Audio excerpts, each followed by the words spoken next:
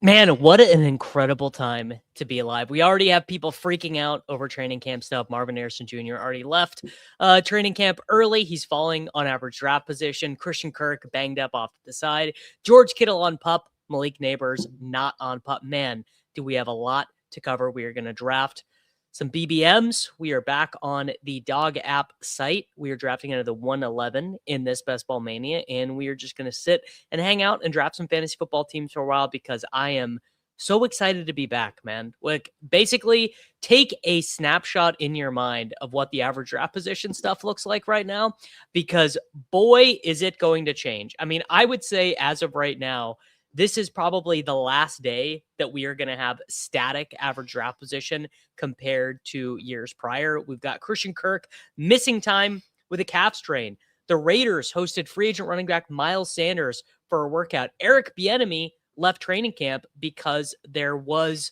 a shooting in his home. Daniel Jones fully cleared, full go for training camp.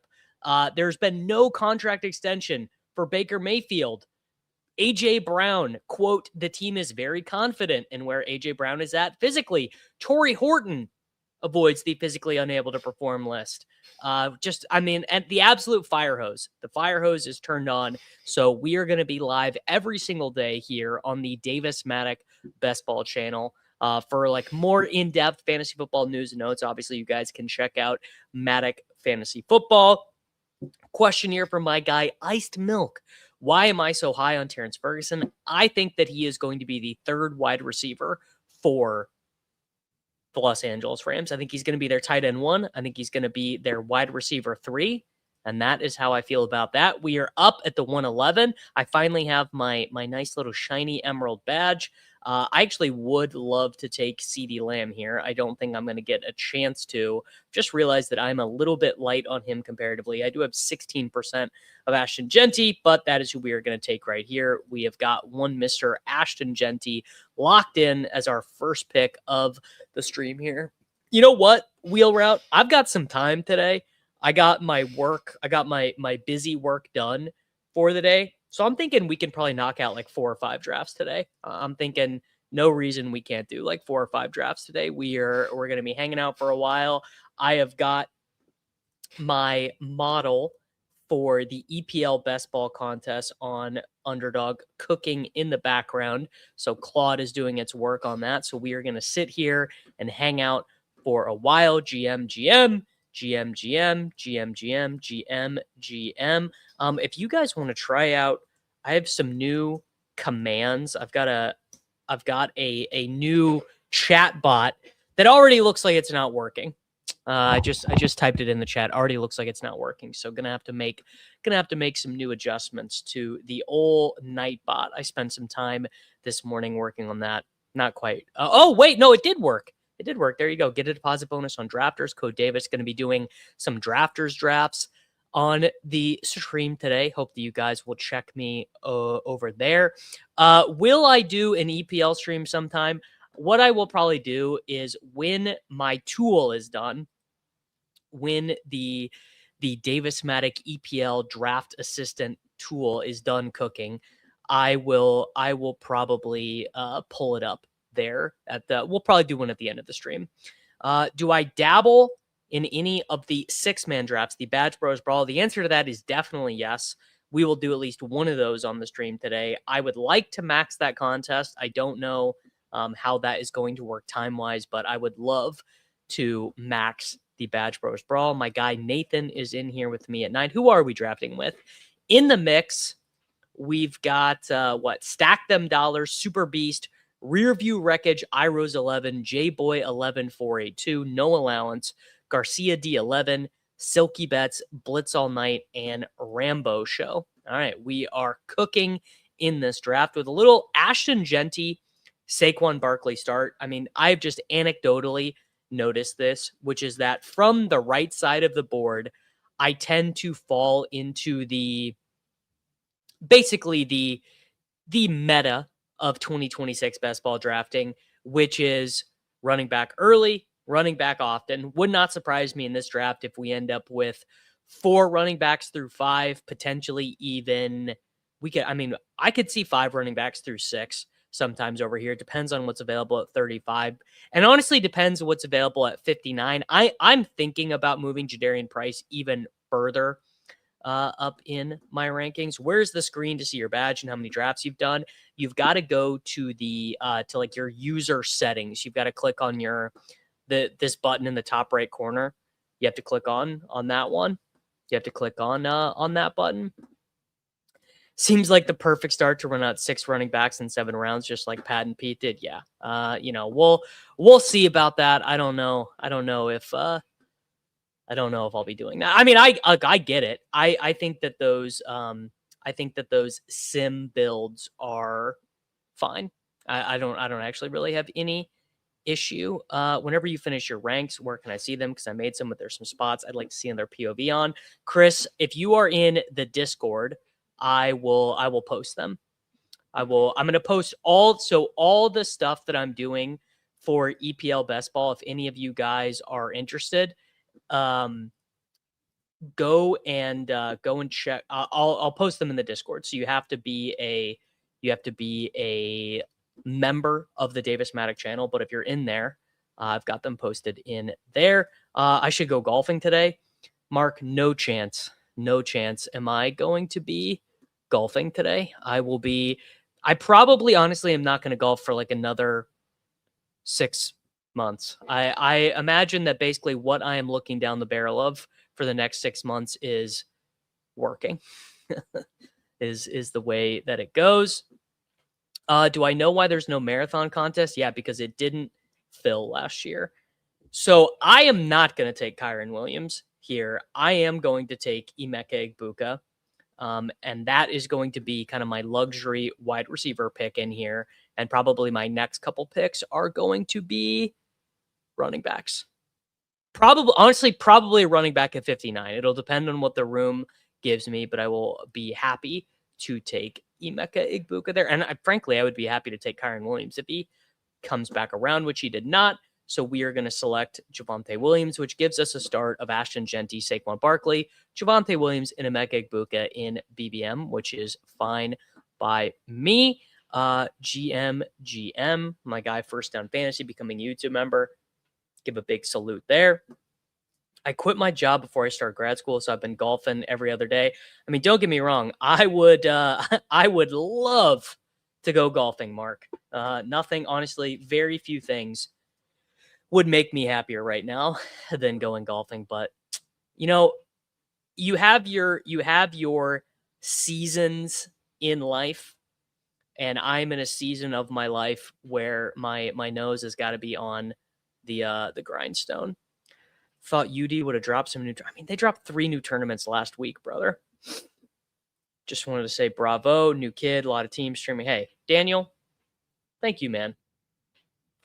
Doing my best out here. I was in a Badge Bros Brawl the other day. I took Pat Freiermuth super early, like 7th round. Was that your bots drafting for you? No, that honestly was probably just a mistake. I was probably drafting like 5 at a time, and I honestly probably just made a mistake. Which, when you draft a lot of teams at a time, you tend to make a mistake. Did you see all drafts aren't showing on the UD completed tab? Any word to my guy Numi on a fix? I'm happy to drop a line to Numi. Let me see if I can replicate that. Looks like all of my drafts are showing right now.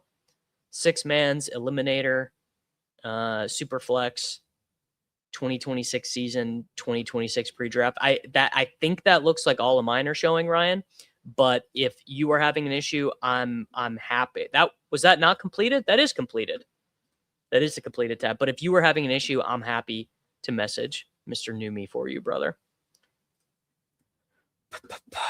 Oh, they don't all show on mobile. Well, they're reconfiguring the app right now, so stuff like that is going to happen. No, I do not live in Florida. I live in Missouri. Oh, click to view on the actual teams. I mean, I would guess that is probably just like a pretty temporary thing. All right, let's go on the Dalmatian. Dalmatian's all showing. BBM's all showing. Pitbull's all showing. Frenchie. Yeah, I don't know. I would have to, I mean, I have 1,500 completed teams. So a little bit of an edge case there. I know, honestly, I never thought we would actually see EPL best ball. So I'm very happy. Are you the guy with the Mac Miller poster in the background? That's me, brother. Look at my guy. Look at my guy right there. That's my guy. My guy Boner Brian says that they will show if you refresh a couple times, which is my experience with completed drafts as well. It's for us people who have insane amounts of teams. Does look, oh, actually, you know what? I was capping. I did already move Jadarian Price to draftable in this range. I mean, I'm happy to take Quinshon Judkins here. I'm happy to take Jadarian Price at this next pick as well and really go on. We can fix the sway. God, Connor, nothing would make me happier than fixing the reverse C for myself, brother. That would be a true joy and a pleasure.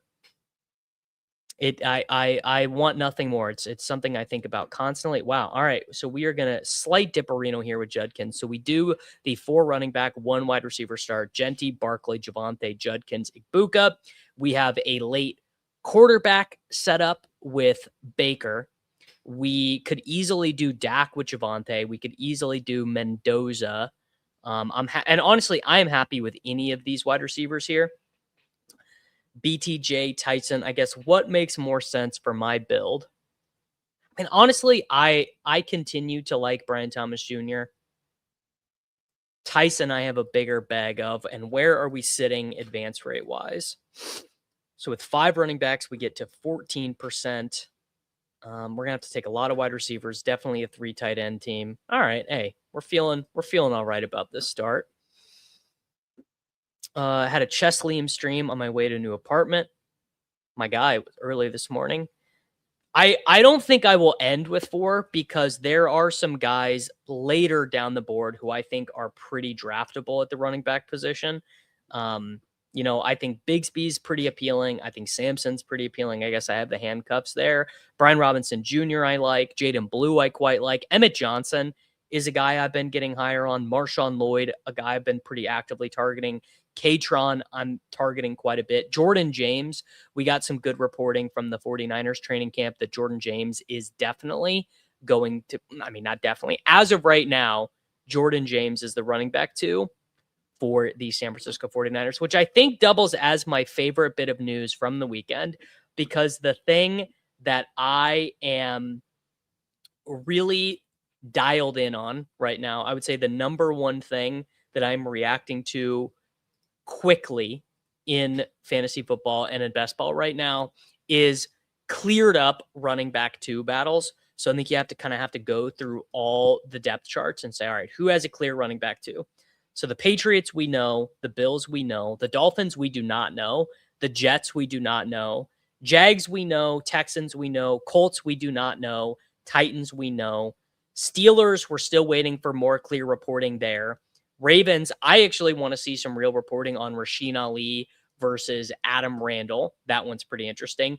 Bengals, I think there's room for Taj Brooks to become the running back 2 ahead of P. Ryan. The Browns, we definitely know. The Broncos, we pretty much know. The Chargers, we pretty much know. The Chiefs, I do think it's clearly DeMercado 2 right now, but with a larger role there for Emmett Johnson. The Raiders, if they sign Miles Sanders, maybe we don't know. The Eagles, we know. The Cowboys, we do not know. More reporting on the Cowboys, I think, would be phenomenal, right? To clearly see Jaden Blue be the running back 2. The Commies, every day I'm going to be trying to mine that for information. The Giants, I'd love to see Devin Singletary cut or traded to really open up Tracy as a 0 running back guy. The Falcons, we know. The Panthers, we know. The Buccaneers. Again, Buccaneers, I would like more reporting on the Gainwell, Bucky Irving situation. That's going to be one to pay attention to every day. The Saints, we know. The Bears, we know. The Packers, we do not know. The Lions, the market is certainly acting like we know what's up with the Lions. I don't think you can confidently say we know what's up with the Lions at all. Isaiah Pacheco was one of the worst running backs in the league the most recent 2 years, so I don't think we can say that. The Vikings, I want to know about Xavier Scott versus Damon Claiborne. The Seahawks, I want to watch the Jadarian Price stuff every day.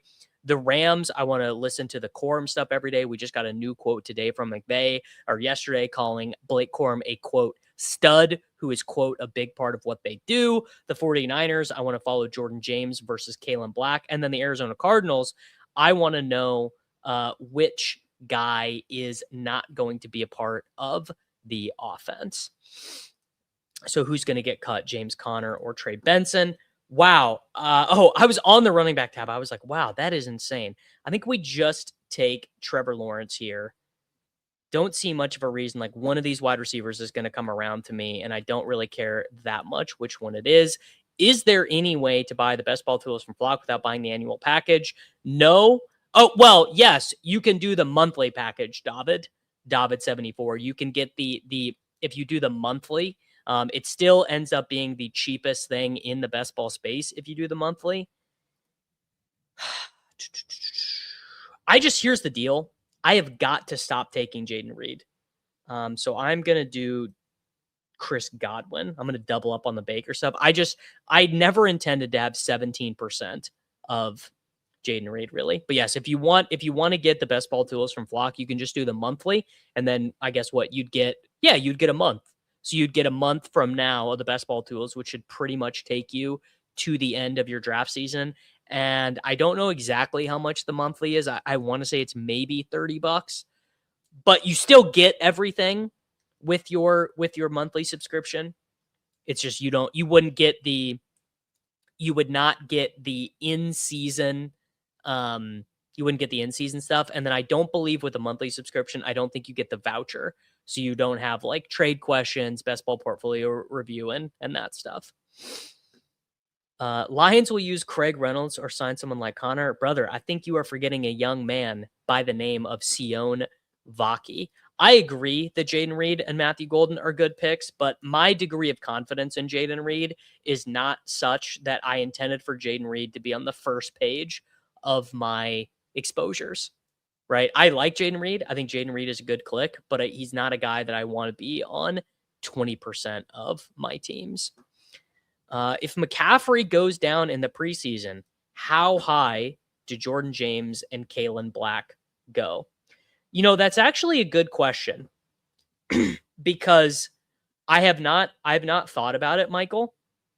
The answer is that they probably go fairly high. I would also think that the 49ers running is so important to the Shanahan scheme. They are one of the most run heavy teams and also slow pace teams that they really can't survive without a good running game. So I wonder if they're a team that ends up in the running back trade market or I mean, they could be in the Najee Harris market. All of that is fairly interesting to me. I mean, I think I would say Jordan James ends up being a 4th round pick. How rare is a Gibbs A-Chain London combo? Well, luckily for you, brother, Flock Fantasy has that built in. So if you guys ever want to check one of those combos yourself, you can go to the Flock Fantasy tool, Gibbs A-Chain London.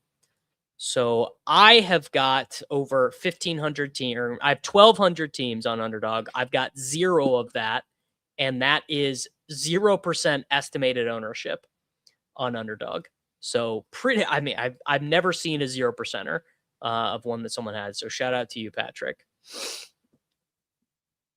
If they needed a good running game, why would they be in the Najee market? Well, I guess I was just thinking, what running back is most likely to get traded after the Arizona guys? So after James Conner and Trey Benson, who else is really out there? Is there, I mean, could Justice Hill maybe be traded? I guess like Justice Hill could potentially be traded.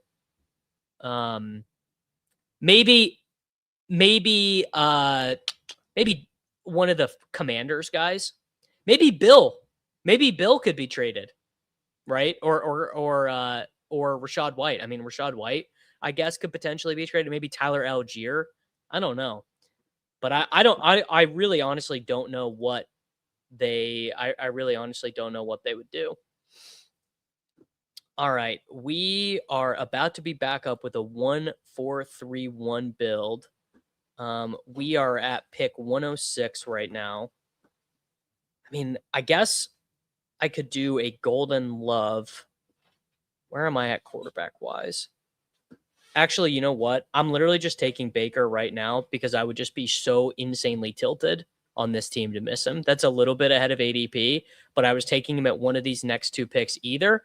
And if I did not get him, I would be giga mega tilted. So Gainwell as my running back 5, sort of interesting. Actually, Rachaad White for the week 17. Do I do that? Do I do Rachaad White for the... You know what? Let's do that. We're going to do Rachaad White for the week 17. So now we can be done at running back. Check the construction tools. 3 quarterbacks going to get us to 16% historical advance rate. 5 running backs at these costs gets us to right about average. So even with the very heavy running back start, and then we get to 8 wide receivers, gets us to 15% historically. I think we can actually turn this ship around. I think that probably should have been a wide receiver, but that team is that tier is fairly flat, I think. And there's probably going to be at least one wide receiver that was still there. Yeah, I passed on my boy Golden. You know, again, it's another like, is my degree of confidence so high on Matthew Golden that I want him to be a first page of exposure guy? And I don't know if he is. I actually, I believe I literally clicked Jalen Tolbert on my stream yesterday in the 20th round on a DraftKings team with Malik Willis. Do you feel the need to add a third quarterback if you go double early?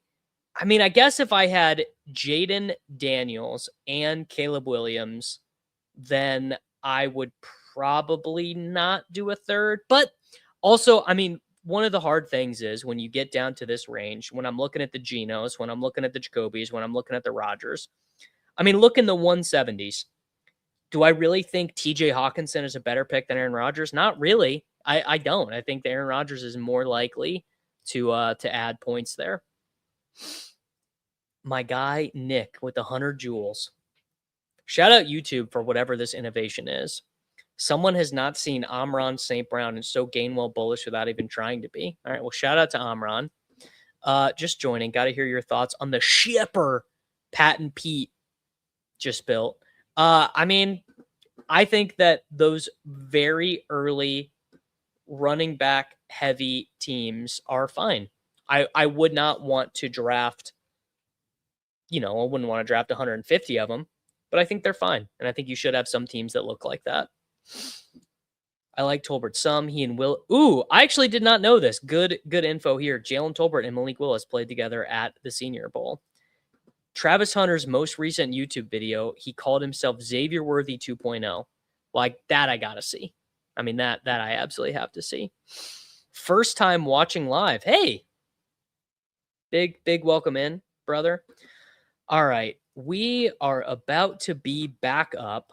We have got a 2-5-3 build and multiple wide receivers that I feel just fine about being our wide receiver 4 and 5 are sitting there. Shakir, Shaheed, Coker. This is a very dead range of the draft. I could think about taking a tight end here as well. Could definitely just take Travis Hunter here to set up the stack. I'd have 2 double stacks there. So let's do Diggs, who I've ranked the highest. And yeah, you know what? Living the dream with my guy T Hunter at our next pick. Bang. All right, so that gives us a team of Lawrence, Mayfield, Jeanty, Barkley, Javonte, Judkins, Rachaad White. All our running backs have different bye weeks. We have Igbuka, BTJ, Chris Godwin, Stephon Diggs, and Travis Hunter. I mean, this is the stuff that champions are made out of. Where do I think Deebo ends up? I honestly, right now, my best guess, true best guess on Deebo Samuel is that either the Raiders or he re-signs with the Commanders. That is my best guess.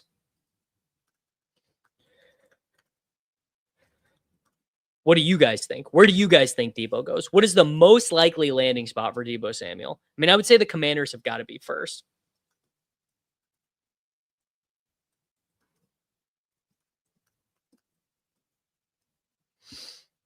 Finding myself at times with the option to double up on the pit running backs, often after ADP for both. I've heard lots of talk about doing with the Vikings running backs. I think it's totally fine. Probably no backfield is going to have a larger share of targets than the backfield. Did I catch any of the 3M open?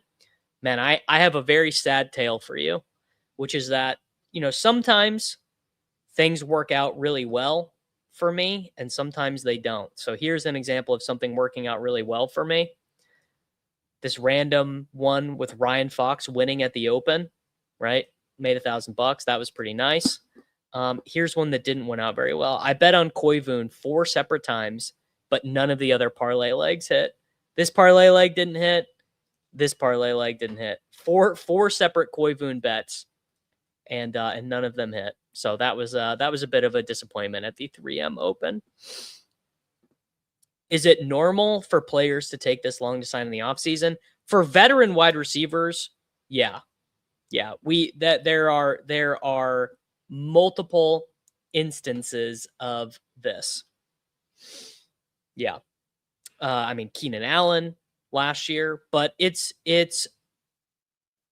I would say relatively common. Yeah, vets are always ducking camp. How long until we panic if we're drafting all the wide receivers not on a team yet?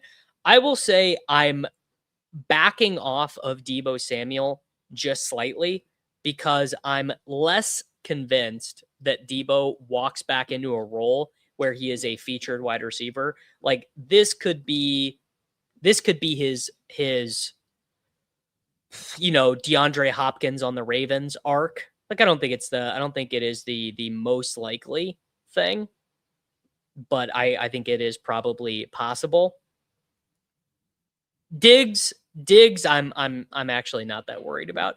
Deebo was actually better than you remember. Like Deebo didn't have like this great season or anything, but he was a little bit better than we remember. So last year, Deebo scored 11.7 points per game, which for where he is going in fantasy football is just like an absolute mega steal, right? Now, I don't think he's going to score 11.7 points per game if he doesn't go back to the Commanders, but he should. I mean, he's like a better pick than Cooper Kupp. Better pick than, well, is he a better pick than Calvin Ridley? I don't know. All right. I'm actually not going to take Brenton Strange. Do I want to stack the Jags that much? Is this after ADP for Strange? It's not even really after ADP for Strange. I actually think Juwan Jennings is a pretty good wide receiver click here. Juwan Jennings is a good final wide receiver pick. Do I take Strange? Do I really need this many Jags on one team? I don't know. Yeah, Deebo was fine. He was fine. I actually just don't want to stack the Jags that much. I'm going to take Sadiq, and I'm going to take 3 tight ends on this team, but taking Sadiq also opens up the opportunity to take Geno Smith as well. Odds that Kalen Black passes Jordan James once the pads come on. I mean, never say never. Jordan James is not some phenomenal wide receiver prospect or running back prospect. He's fine, So I don't. I would say Jordan James has a 62% chance of holding on to his job as the running back 2 for that team. How's that work? 62%. Who is the better college receiving profile? Definitely Jordan James. Jordan James was a pretty good receiving back in college. I should be able to pull up the stuff here on the Flock site. Well, actually, maybe not. 14.5 receiving yards per game. I mean, the deal was he was basically a backup pick. And then Kalen Black. I'd have to actually pull up the. Yeah, okay, no, never mind. Much better. 2.6 receiving yards per game for Kalen Black. My memory was that Kalen Black, when I was building the slot model, was one of the worst running back prospects to ever go in the 3rd round of the draft. I mean, he did look pretty good for Indiana last year, but everyone kind of looked pretty good for Indiana last year.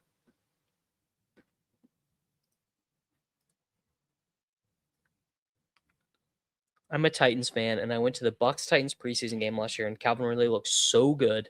Well, I mean, he did break his leg, right? So that is a limiting factor. All right, so we've got Lawrence, Mayfield, Jeanty, Barkley, Javonte, Judkins, Rachaad. Did I save the wide receiver room? Igbuka, BTJ, Godwin, Diggs, Hunter, and Jennings. Jennings is a very good wide receiver 6. He really is. I'm completely fine to that. Yeah, why throw to... I mean, it's a good point. Indiana had Surratt, and they had Omar Cooper Jr., and this tight end who's going to get drafted next year. And they had, who was the other running back? Hemby, who also was pretty good. He transferred from Maryland to Indiana. Hemby got drafted. Oh man, he's in my spreadsheet somewhere. Is it Roman Hemby? Roman Hemby, yes, got drafted by the Raiders. No, UDFA to the Raiders, but is currently on the Raiders roster. GM Pleasure, thank you for the jewels. All right. I mean, I'm probably gonna take Geno here, I think. I actually don't really know why Vegas did not draft Surratt. Favorite wide receiver late in the eliminator is Tyquan Thornton. How does Mike Washington do this year?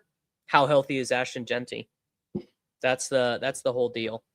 That's the whole deal. All right, let's do Geno. Can bake that one in. So we have our 3 quarterbacks, Lawrence, Mayfield, and Geno.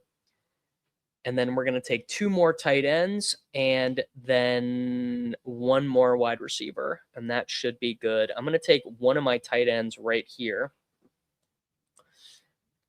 Man, what a bummer. We are all trying to figure out who made Terrence Ferguson more expensive, but what a gigantic bummer that T-Ferg is so expensive. K. Dotton, come on down. So that now gives us a 3-5-6-2. Is 17th round Mike Washington the residual of pre-draft sloppies? No, I think it's that he's the clear running back 2 on the team. Yes, I did hear about the Bieniemy situation. Wouldn't be a Kansas City Chiefs offseason without some kind of insane turmoil. Pierce has really not fallen that far. Can't say that I select a ton of Alec Pierce. I mean, I think that he's fine.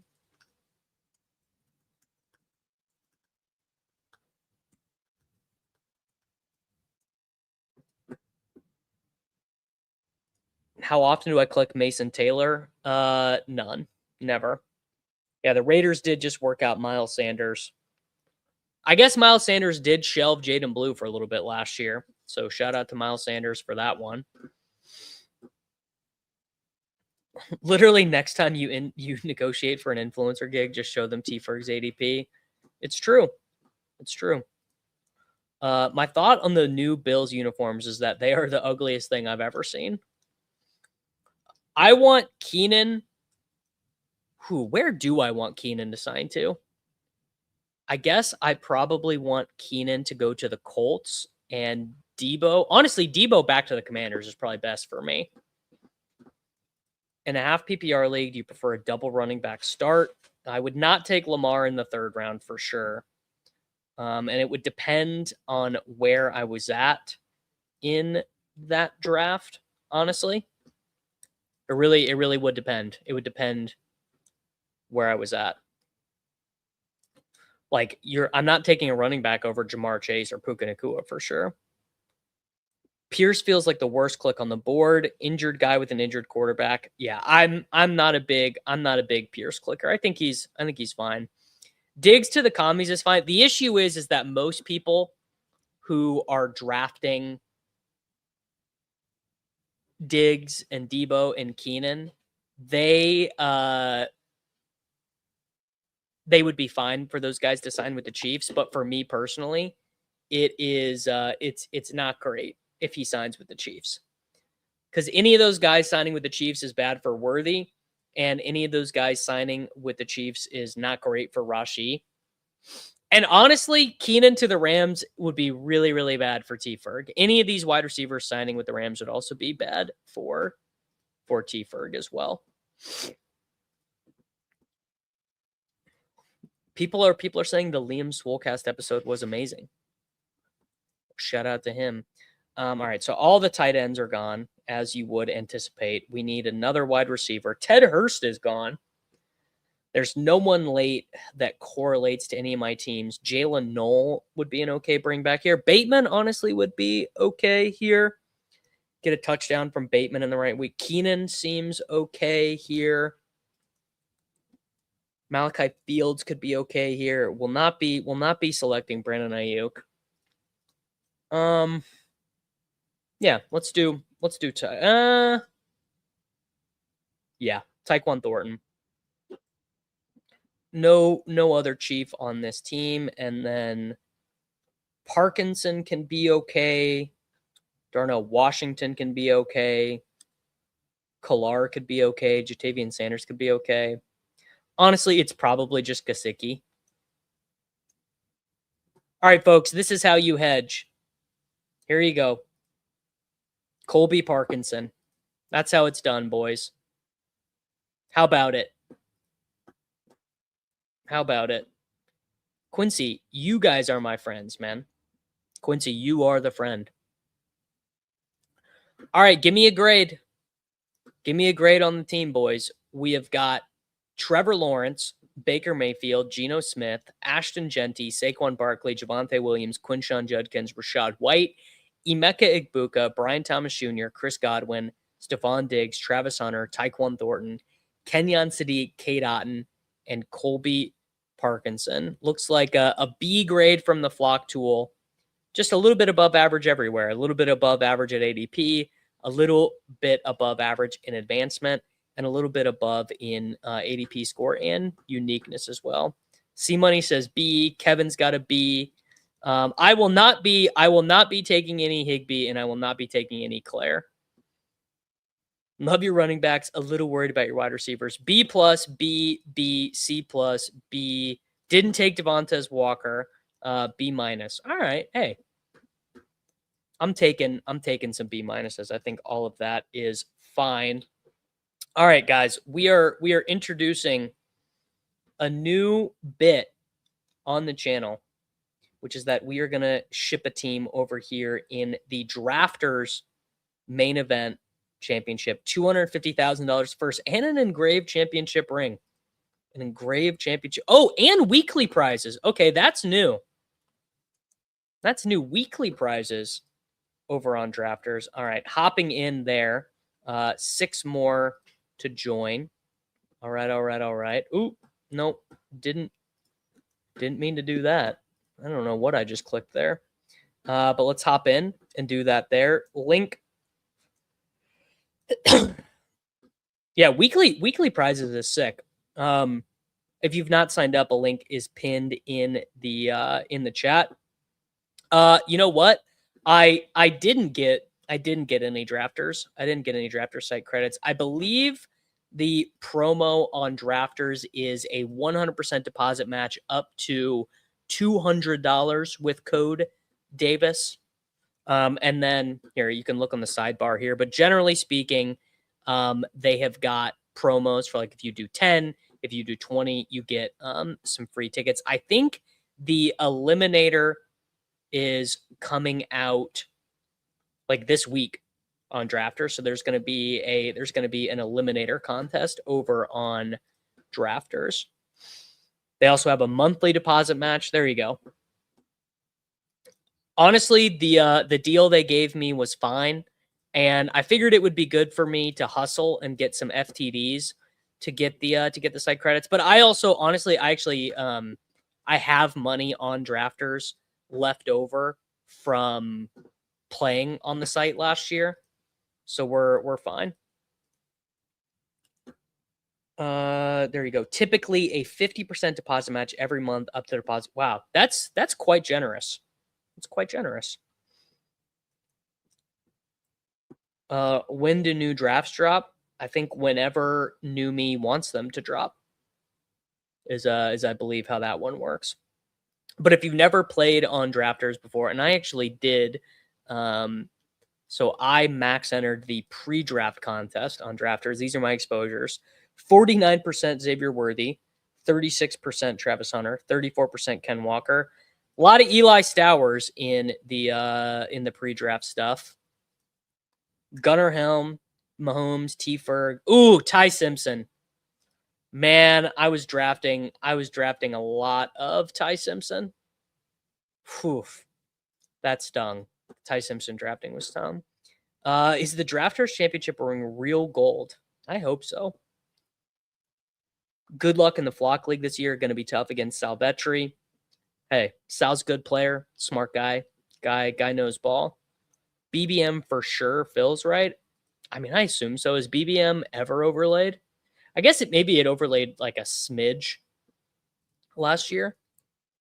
I don't know. People forget in the first edition of the Drafters Championship, I finished top 5.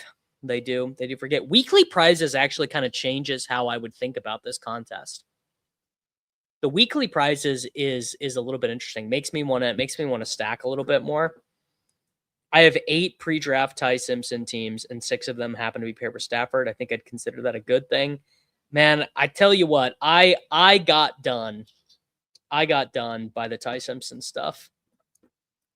All right, here we go. Ship it. The $15 NFL Best Ball Championship main event is starting. So let's do it. Looks like I'm drafting with a bunch of people who are ball knowers. So let's do it. I'm drafting at the 4 slot. Let's get her done. It's true. We do have until September 9th. That's true. The season basically starts a week later this year. All right, my guy Slade is in the 8 hole. Yes, and a reminder to everyone, if you want to sign up over on Drafters, use code Davis, get yourself a little bit of a deposit bonus. And then I think for those of you guys who have already registered and want a reload bonus, my guy Zach is going to get me a reload bonus for those of you guys who are already in and wanting to re-up. Yeah, what if Ty Simpson to T-Ferg is what you need? 44 days till kickoff. Wow, isn't that incredible? Feels like we've been drafting forever. Yeah, feels like we've been drafting forever. I mean, we've been live. We have been drafting on the Davis Maddock Best Ball channel since the conference championship. All right, well, hey, here we go. We are going to begin with Puka Nacua. No better way to start. Oh, Jamar Chase, actually. Wow. All right. Honestly, the 44 days is absolutely going to zoom by. That is definitely true.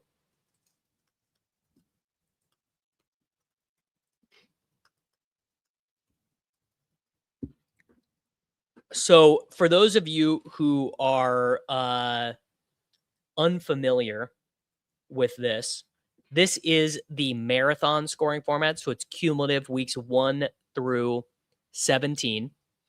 And all of the weekly prizes, man, I'm gonna have to really think more about that. So the rankings are not done yet, but when they are done and when the sims are done, I'm gonna post that for EPL Best Ball in the Discord. Yeah. I mean, I wouldn't really say I'm an MHA guy. I'm not full fading anyone. Manly Moose is the deal. You know, I'm really not full fading anybody. Why don't UD in DK have a nice notification sound? I don't think UD does. I think DraftKings does, but you have to turn the haptics on. Buddy, not only have we been drafting since March, I'm pretty sure I've been drafting since January. I would have to check, but I'm pretty sure that I've been drafting since January. I am basically full fading Jalen Naylor. Yeah, I am full fading Jalen Naylor. Jalen Naylor feels like a really bad pick. Sorry. Okay, let's see what happens to this running back wall. Very curious. The running back wall. I mean, I don't ever remember the second round being so bifurcated like this in my life, but like you never really see Drake London or AJ Brown. Am I full fading Josh Allen? I think I've got like 3% of Josh Allen. There you go, 3%. $339 worth of Josh Allen. The entry fee for the Flock League is $0. The entry fee for the Flock League is being Mason's friend. Wow, my guy, Moneyline, new sub. Good luck in this draft. Hey, everyone give a salute to my guy, Moneyline, and check our friends out over on Drafters. Because here's the deal. I say this every year. Easiest way to support the Davis Matic channel. Deposit on Underdog using code Davis. DK code Matic. Drafters code Davis. Truly the easiest way to do it. Because you're not even spending your own money. You're spending you're spending money, but it comes to me and nothing actually leaves your pocket. I'm easily taking Jeremiah Love there, maybe controversial. Wouldn't want to give this away, but do you have any good sources for set piece takers?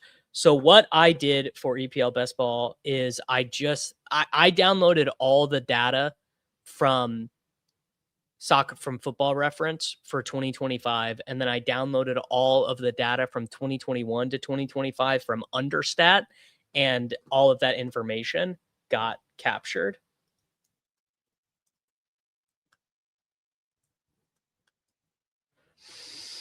I didn't draft enough Josh Allen last year, so I take him almost every time in the third round if he's there at like 25%. Oh gosh, did Josh Allen even end up being a good pick last year in Best Ball? What did Josh Allen score in week 17 last year? Josh Allen ended up being a bad pick. Josh Allen scored 24 points, 6 points, and 23 points. So Josh Allen wasn't even a good pick last year. I don't know. I have a hard time. With that. Oh. So Neighbors probably is not a great pick in these cumulative formats. Let's do Igbuka. I actually think the ceiling stuff for wide receivers is very important in a cumulative format. So if you are playing in marathon scoring, I actually think that is a worse format for those early running back picks. Yes. Yeah. The announcement is not officially out there yet, but I am going to be in the Flock League this year. Just bought my ticket this morning down to Austin. Big homer here, but Josh Allen has the highest ceiling by far with the floor about 20, except he doesn't though, bro. 6 points against Cleveland, 8 points against Houston, 15 points against Atlanta. Josh Allen is a fine pick. Like, whatever. Do whatever you want with Josh Allen. But I have a hard time taking Josh Allen in best ball in the third round. If he was a fourth rounder, when I take Josh Allen, I take him in the fourth round. I'm pretty into that. But how many slow drafts do you typically have going at once? Like 400 or so, generally speaking. When and where in Austin is the Flock League? So it's the week of the it's the week of August 15th. The fan meetup is on August 17th. Now, I think that I am probably going to skip the fan meetup, though, and get home, because I will be leaving a small infant child at home alone with my wife, and I don't know if I can swing that. I still need to get all that stuff dialed in.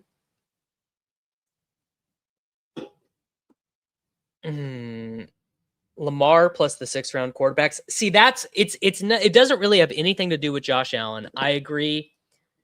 I agree with Sondo here, which is that it's not really so much about Josh Allen. It is about that. I think Caleb Williams, Jalen Hurts, dude.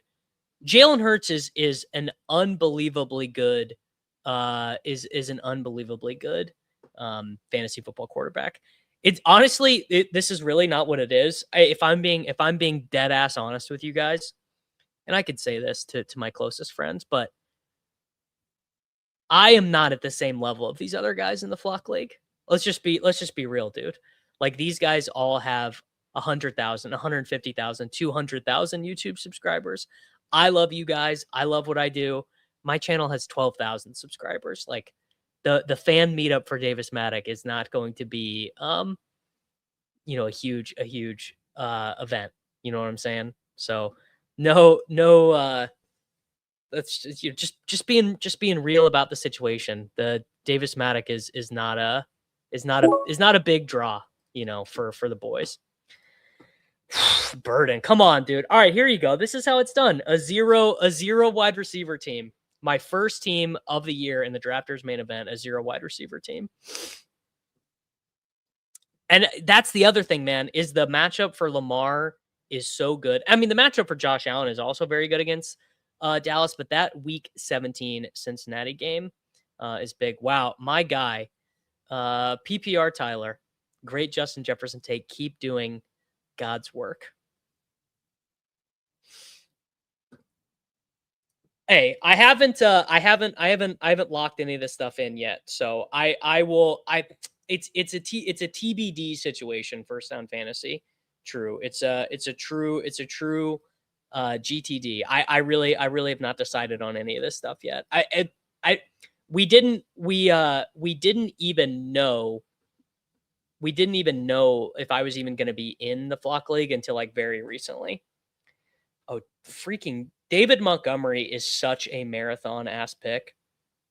David Montgomery is a drafters ass pick. Come on, let me ship a little David Montgomery here.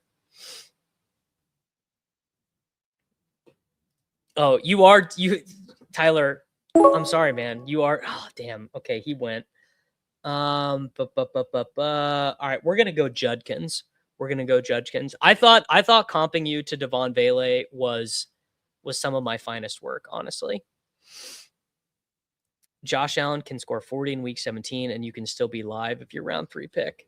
Yeah, it's just so this is obviously the whole deal with Josh Allen, which is that the separation between what Josh Allen can do, it is harder for Josh Allen to separate from other quarterbacks than it is for a wide receiver to separate from the other wide receivers. Like who do you think, like Kyron scoring 30 is more valuable than Josh Allen scoring 40? Chudkins. I almost tweeted this the other day. I almost tweeted Quinshawn Chudkins. Is this anything? I just thought it was funny. I knew there was a possibility once I started seeing you on Mason streams and started popping up on my feed. Well, hey, always happy. Always happy to pop up on new people's feeds, but I appreciate you, bro. Tyler, yes, Tyler not knowing the difference between it's on site and site. My guy, Tyler, have you read any books recently? What's the word, Tyler? Where are you at on books right now? Did you apply to the ETR job, Tyler? This is what the people want to know. They want to know if Tyler is reading, and they want to know if he applied to the ETR job. Man, the So You Think You Can Tout finale is coming quickly. Very, very soon we are going to have the So You Think. Pete said he wants to have it wrapped up by August, so we are just about there. I guess that's true. I guess both work. He couldn't read the application. The people want to know who will have more fantasy points this year, Marvin Harrison Jr. or Kendrick Bourne. I am not as bearish on Marvin Harrison Jr. as many of my other compatriots in the fantasy football space. I think that Marvin Harrison Jr. can kind of be fine. The thing you will realize is if you are a top 5 pick and you show a little bit of promise, you are not going to be benched. Like Michael Wilson's production came with Marvin Harrison Jr. off the field or hampered. And I don't think they're going to structure the offense around Michael Wilson. I really don't. I mean, hey, man, I've been wrong about these things before. Wow, Liam should be drafting on drafters. He can get Parker Washington whenever he wants. Definitely taking Joe Burrow here. All right, so here's the 2v2. If I would have taken Josh Allen, so Joe Burrow and Igbuka versus Josh Allen, Jordan Tyson. Hey, I mean, I really like Jordan Tyson, so maybe that one is close. All right, well, what do I want to do? What do I want to do next? I mean, I guess running back is about to fall off a cliff. After Ramondre goes, running back gets very, very thin. Yeah, I like that 2v2 better, which is not to say that I would never take Josh Allen. Josh Allen to me is like the definition of the 4% exposure blanket. That is where I'm at. It's like you definitely don't want to have 0 Josh Allen. I listen to a lot of your compatriots in the fantasy space. All I've heard is MHJ bullishness. Well, someone's got to be out. Wow, am I about to get Jordan Tyson? I mean, I will. This is a podium. Someone has to be out on Marvin Harrison Jr. for him to have a 6th round ADP. Everyone can't be bullish on Marvin Harrison Jr. There's got to be a dissenting opinion out there somewhere. Man, come on. Do not take Jordan Tyson ahead of me. You got to take Caleb Williams, take QJ. Man, all right. We're going to take Chuba Hubbard. Last Japanese soldier still fighting for Chuba Hubbard. Yes, drafters is PPR. 2026 wide receiver might be the deepest any position has been in years. I don't know if I would say deepest. I think it's very flat. So kind of the way that I think about it is outside of Neighbors, who win at 42 here, I think you've got Puka, Chase, JSN, St. Brown, Lamb, and Jefferson. They're their own tier. Then A.J. Brown, Rashee Rice, and London are their own tier. Then you've got Devonta, Nico, Igbuka, Olave, Flowers. I mean, it's just a giant, giant tier. And then after Brian Thomas Jr. goes, then I think you have a tier that is like 40 guys deep. And so because there are so many guys that you can kind of talk yourself into, it's pretty interesting where, particularly for best ball, we're like, okay, I'm going to get some usable scores out of these guys, which is definitely true. You are going to get usable scores out of Khalil Shakir. You are going to get usable scores out of Jerry Jeudy. You are going to get usable scores out of Calvin Ridley, out of Tyquan Thornton, out of Chris Brazzell. You know, you're going to get all of those scores. But the big change in fantasy football, and I think people are kind of understanding this backwards. So when you see these drafts where guys are going 4 running backs through 6 rounds, 6 running backs through 6 rounds, 5 running backs through 6 rounds, things like that, it's not so much about the running backs. I mean, it is in the sense that running back scoring has kind of stayed flat while wide receiver scoring has gone down, and the market is more efficient and better at pricing backup running backs than they've ever been. I mean, this is an example we've talked about a ton this offseason, but a guy like Byshell Tootin 3 years ago would have been less expensive than Chris Rodriguez. The market would have decided that Chris Rodriguez was the starter. RJ Harvey would have been far less expensive multiple years ago because the market would have said J.K. Dobbins is the starter. No way Harvey would have went ahead of Dobbins 2 years ago, 3 years ago. But because yards are down, pass completions are up, but yards are down, touchdowns are down. You know, scoring is up. Overall points per game is actually up, but that's because of the new kickoff rule. Wide receiver 2s, wide receiver 3s, wide receiver 4s. These guys are worse scorers than they have ever been. And so there's just not much of a projectable difference between, I don't know, Michael Pittman Jr. and Jalen Coker. Maybe a bad example because Coker's not project particularly well. Not a huge difference between Josh Downs and Romeo Doubs, for example. Man, I was all set to take Josh Downs there. Why is Makai Lemon available in the 90s? My goodness. Makai Lemon is a great pick. Josh Allen feels good to click, but at the end of the day, there are 31 other quarterbacks. Wise words. Wise words. The bull case for heavy running back is ping-ponging who hits in the playoffs. I actually think the bull case for these heavy running back starts is ping-ponging wide receivers. Is just saying, hey, I took 7 wide receivers, and some of them are okay.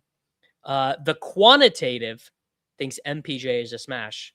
Well, the quant knows ball. Let's do Blake Corum. All right, here's a little bit of coach speak I'm buying. Coach speak that Davis Maddock is buying. Sean McVay calls Blake Corum a, quote, stud, and says he's going to be a big part of what we do. Our friend Greg Branos over at Coach Speak, who I will be on with him tomorrow, says that Sean McVay has a 75% reliability in terms of role and playing time, so I'm inclined to believe him. Kyron was playing less a little at the end of last year. I don't think Kyron is going to be benched.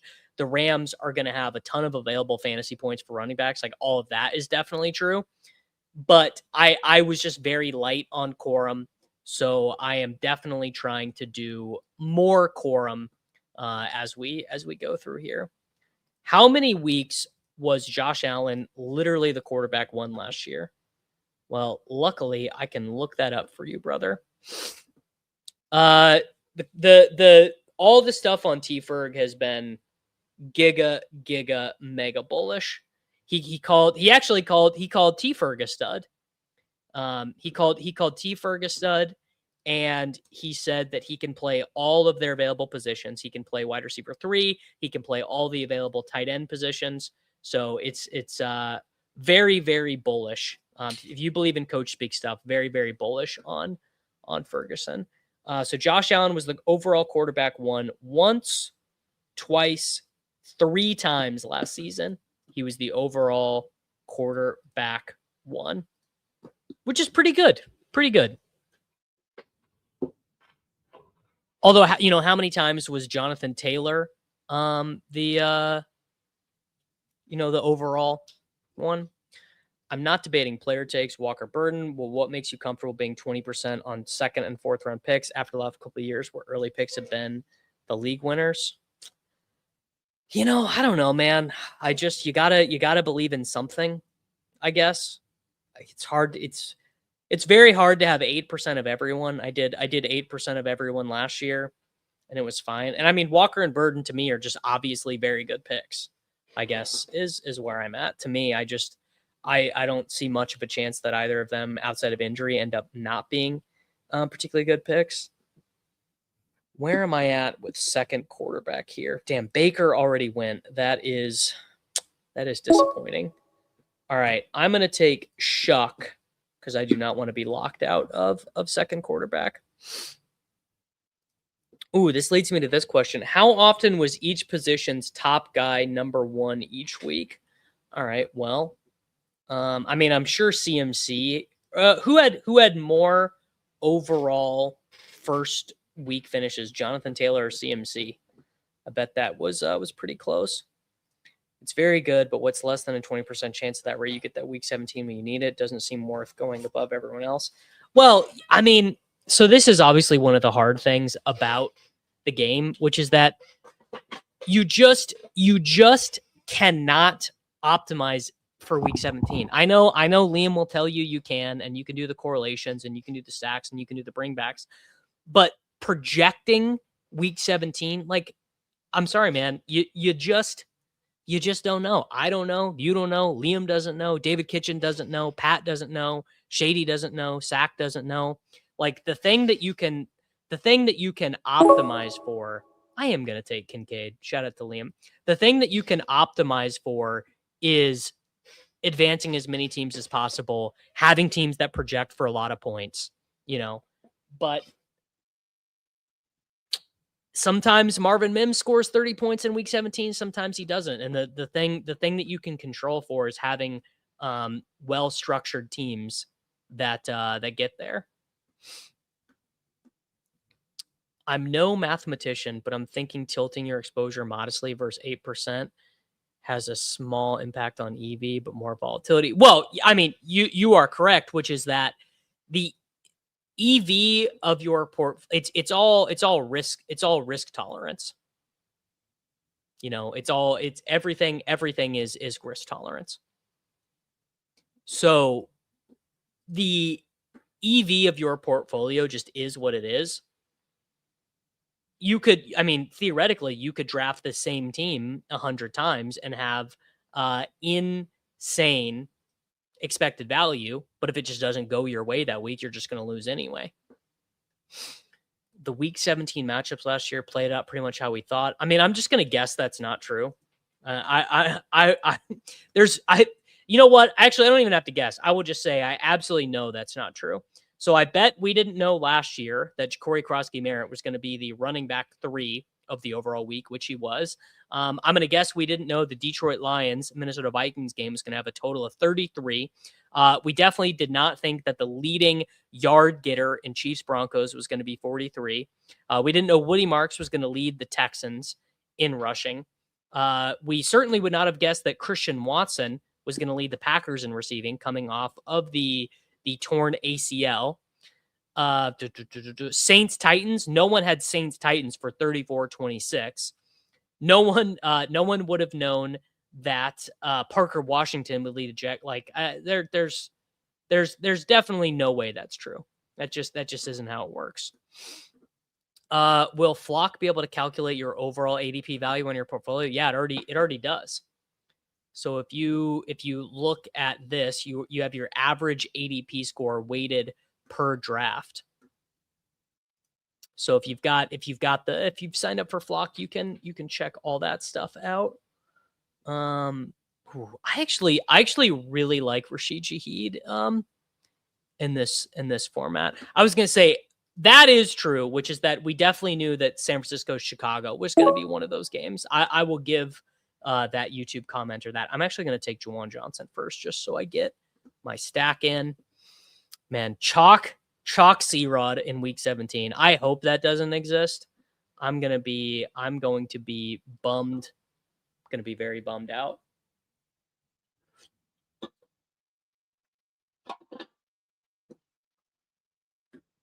Was talking about individual players. If you look at the team scores, the good defenses play good and the bad defenses got steamrolled across the board.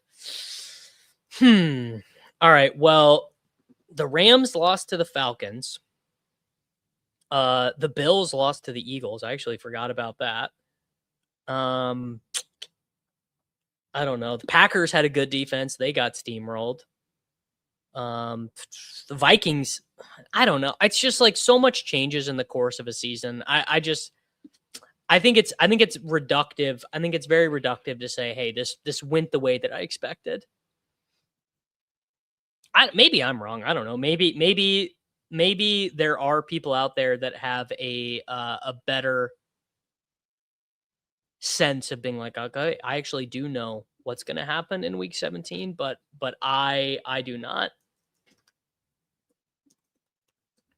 And that is, hey, it takes all types. Okay,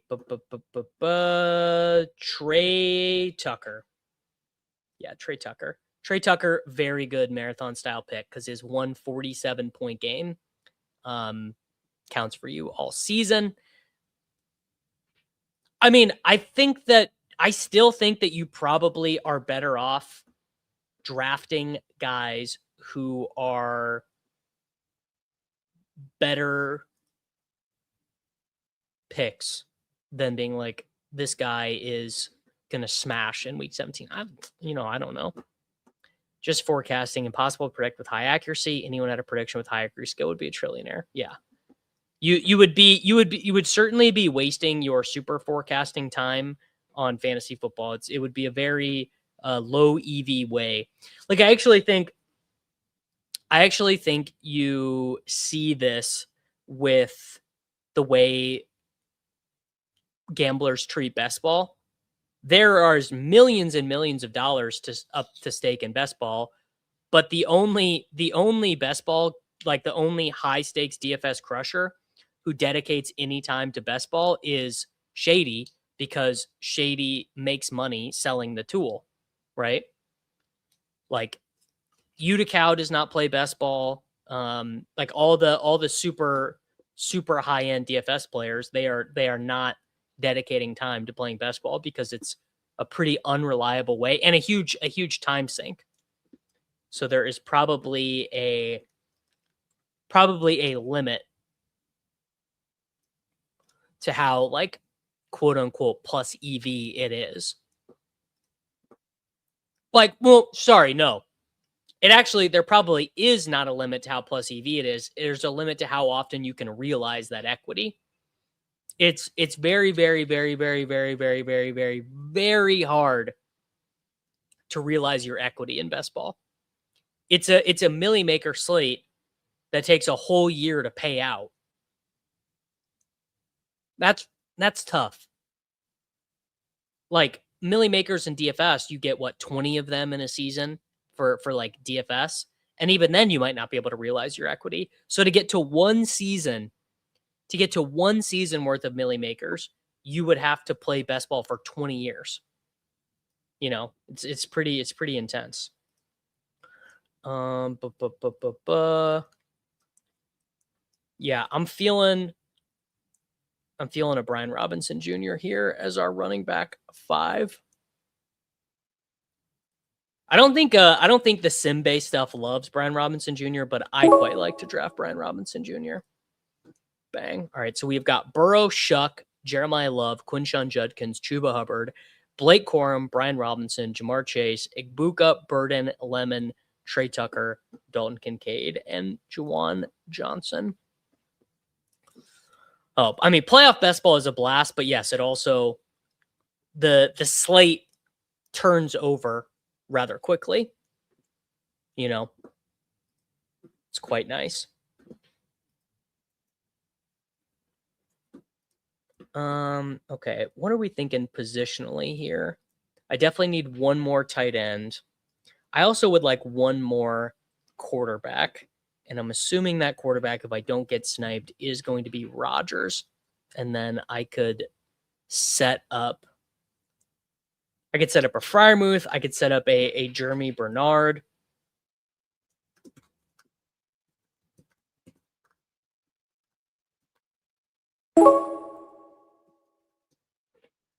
Yeah, all right, we're going to take Rodgers. So we now have our 3 quarterbacks. I think you really want 3 quarterbacks in a marathon format because you get the huge benefit of the alternating spike weeks. Like you are adding a ton of points to your roster. And I actually think 4 tight ends, if you are doing late tight end in these marathon formats, I think that 4 tight ends is almost mandatory because you are just going to be gaining such a massive advantage. Because I mean, tight ends, it's so funny. We've really changed the way we think about tight ends. Tight ends are drafted so much more frequently. They do not have particularly high seasonal ceilings. Like, I don't think Pat Freiermuth is scoring 200 points. I don't think that Pat Freiermuth is going to be a league winner. But I think that Pat Freiermuth is probably going to have 4 touchdowns, 58 receptions or something. But the key with someone like that is to build your tight end position in such a way that you pretty much always have a guy who's getting you like 11 or something like that, you know? So in a way, the tight end position is sort of buoyed by having more of them. That's why I think that you see a lot of people drafting Michael Mayer and Darnell Washington and Charlie Kolar and or even guys like Freiermuth and Schultz. You know, these guys who we know what Pat Freiermuth is. We know who Dalton Schultz is. We know who Mark Andrews is. We know who Juwan Johnson is. None of these guys are going to score. Mark Andrews could maybe score double-digit touchdowns, but the rest of them are not going to score double-digit touchdowns, right? And this is something that maybe I just frankly am not, and I'm maybe just not intelligent enough to interpret. But these bands of projection for the tight ends are fairly narrow in the sense that the point totals cannot get that high, but they also can't get that low. And what I have a hard time with is mentally doing the math or the calculus of, okay, so I'm giving up this roster spot. I'm saying like basically like I'm giving up this roster spot and I can't have a league winner when I take K. Dotton. However, some percentage of the time, that league winner, whether it be Sean Tucker, whether it be Marshawn Lloyd, whether it be Darnell, actually, I'm going to take, I'm going to take Terrence Ferguson, and then I'm going to take Jeremy. But the quote league winner types, the Puka Nacua types, the Kyron Williams types, they carry much lower floor projections. And the part that I have a hard time with is, okay, well, I know that I'm taking on zero risk with some of these guys, but what is that zero risk worth if 0.7% of the time that guy turns into this year's Puka Nacua, this guy turns into this year's Kyron Williams? And I just, I don't have the math skills. I don't have the math tools to figure that out. It's for me, it's kind of an unknowable answer. Jeremy went. That's frustrating. Sniped on Jeremy Bernard. You hate to see it. All right, we'll sub him out for. Oh, damn it.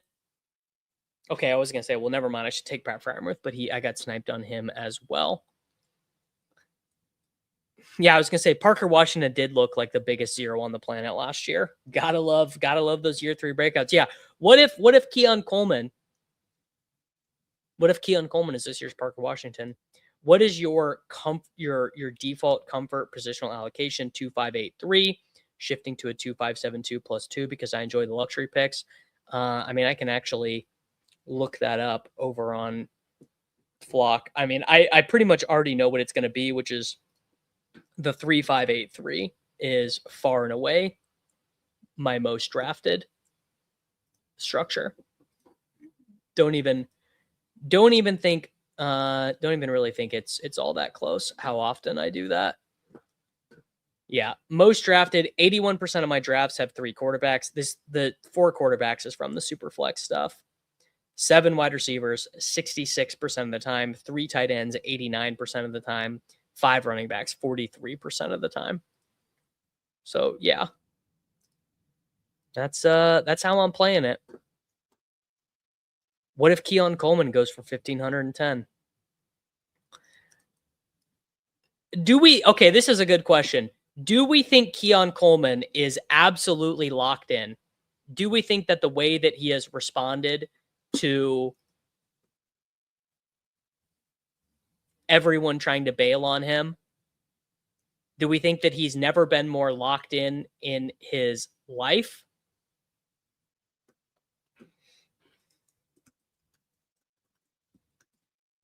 Or do we think that he is just like, whatever, man, football isn't for me? Nick thinks he's locked in. Honestly, I would get I didn't like Keon as a prospect anyways. So it's always kind of funny when you don't love someone as a prospect. It's like, okay, well, what are we really doing here? Shough has been saying this. Shough has been saying he thinks they are going to bring him back. Shough has been saying that Brandon Cooks is draftable. I don't know. I don't know about that personally. Maybe. Had a tight end premium draft last night, and I started Bowers, McBride, and Loveland. Oof, you are living the dream, my guy. I am going to take the Yeet Cannon, Marshawn Lloyd himself. So we now have a nice little 3-6-6-3. And I'm going to top this off with, there's not really a late wide receiver to go with any of these guys. Do I take a 4th? I think I am probably going to take a 4th tight end. I just drafted him. I'm a Bills fan, and I couldn't tell you one thing about Keon besides he ain't Josh Palmer. Wow, GM, Mr. Cod. it's interesting because Keon was the GM's pick, but he framed it as McDermott's to avoid getting fired. I mean, hey, Deebo catches a mean screen pass, so he probably is a good fit there. Kayshawn Booty, we're taking Booty. It seems more and more likely that Booty might even just stay. No, I don't think Deebo is a bad fit at all. He can run screens. That's all you need. All you need to be Deebo Samuel or to be a Bills wide receiver is be able to effectively run a screen. That's it. All right, we got one more pick to make. We have Joe Burrow, Tyler Shough, Aaron Rodgers, Jeremiah Love, Quinshon Judkins, Chuba Hubbard, Blake Corum, Brian Robinson, and Marshawn Lloyd, Jamar Chase, Emeka Egbuka, Luther Burden, Mekhi Lemon, Trey Tucker, Zachariah Branch, Kayshawn Booty, and I just realized I have a ton of corresponding bye weeks at the wide receiver position and at the running back position. Not great. The bye week bros are going to come for me. So I do need one more wide receiver here. Sadly, I mean the Diggs Bills situation is kind of funny. They probably need each other I don't know if they need each other at this point, but they could use each other. The Bills could definitely use Diggs, and I'm sure Diggs would be happy to go back to playing with really, really good quarterback play and getting a bunch of targets. Swift is my Bills pick for wide receiver that just balls out with Allen. Swift, you mean Skylar Bell? Or Shakir? All right, I need a wide receiver here at the end. Slayton, honestly, I hate to say this, but Slayton is definitely clickable on drafters. I don't hate Mims or no, I've got a very, very secret pick here. Yeah, unemployed guy would be happy with any job. Yeah, Diggs. I'm sure Diggs does not want to be a Bill at all. No, Diggs is going to have a higher targets per route run with the Commanders than Terry McLaurin. I will not be taking PPR Tyler Vele with this final pick. I'm taking Xavier Thomas to round this one out. And I'm also going to go run to the bathroom real quick. I would love to send you $100,000. Anyone who signs up for Flock Fantasy using code Davis until week 17 in December gets a chance to win 5% of my winnings in fantasy football in this upcoming season. Any best ball contest, any big high stakes fantasy football contest where I take down a six-figure prize, there will be one entrant randomly selected in December after week 17 who gets a chance to win a chunk of my portfolio. So sign up on Flock Fantasy using code Davis to enter into the drawing.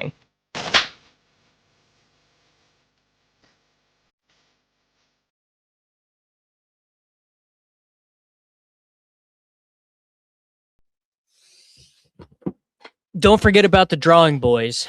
Do not forget about the drawing. As of right now, $13,000 invested. So 5% equity. We've got 13,000 divided by 5. So right now the equity is just the EV of not calculating first prize or anything. Your equity would be $650. So a $34 or a $99 or a $147 subscription with a chance to win just $650 worth of best ball entries, not even talking about what we win. But let's head on back over to the Dog app. Reminder, you can go get yourself a deposit bonus over there on Drafters. But let's do a Badge Bros Brawl real quick. I've only done 6 of these. All right, let's do a little BBB, a little Badge Bros Brawl. If Diggs goes to the Commanders, it feels like he's going to skyrocket up to pick 75. Yeah, I don't know. He definitely could. It's hard for me to tell how much the market is going to respect it. The market does not always respect these things, you know?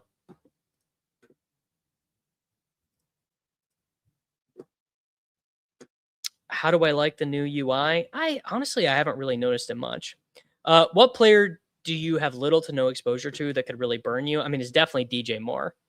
No doubt about it. It is 100% DJ Moore. He could kill me. A high-end wide receiver, well, formerly high-end wide receiver who's on the downturn of his career, who is now playing with one of the best quarterbacks he's ever played with. It's not great.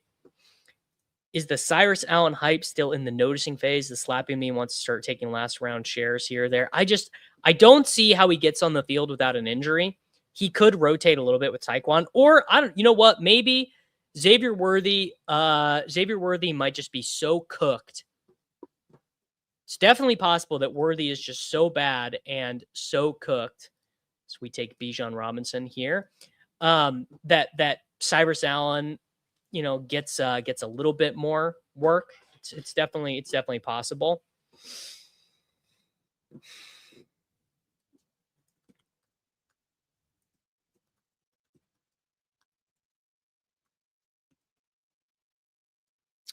With promo code Davis on Drafters, what's the maximum deposit match? I believe it's either 200 or 500, Andrew. You would have to go check. I don't know. I can ask. I can forward your question and attempt to get you an answer. Oh, damn. I love to get Bowers in these rooms, but I'm going to start with Bijan and CD. So the key here, in my opinion, in these 6-man rooms is to not start scrolling too early. Once you get into a tier where guys are, let's do Amari and Hampton. So I don't think you want to scroll on Hampton. I don't think you want to scroll on Achane. But once you kind of get to the Zay Flowers, Breece Hall range, that is when I start to get comfortable scrolling and doing different combinations. DJ Moore has caught passes from dead shoulder Cam Newton, Justin Fields, and year 1 Caleb with Shane Waldron. Also year 2 Caleb with Ben Johnson, right? It's not apples to apples there, brother. Man, have you guys done any of these drafts yet? The coolest thing about these drafts is that they just absolutely cook through. We're gonna get through this draft in about like 12 minutes, which is one of the nicest things about it, in my opinion. Before the end of the summer, I'm getting a team with Bijan, Brooks, Blue, Helm, Worthy, Golden, AD, and Bond. Down. Horns down, brother. Rashi Rice, Bijan. I mean, the very fun thing about these teams is you're just cooking up absolute all-star teams. Let's go Neighbors. I love this format for Malik Neighbors. This is probably the single best format to draft Malik Neighbors. I know you love Keaton Mitchell. Do you have a double stack with Hampton and Mitchell? Honestly, I probably have like multiples of them.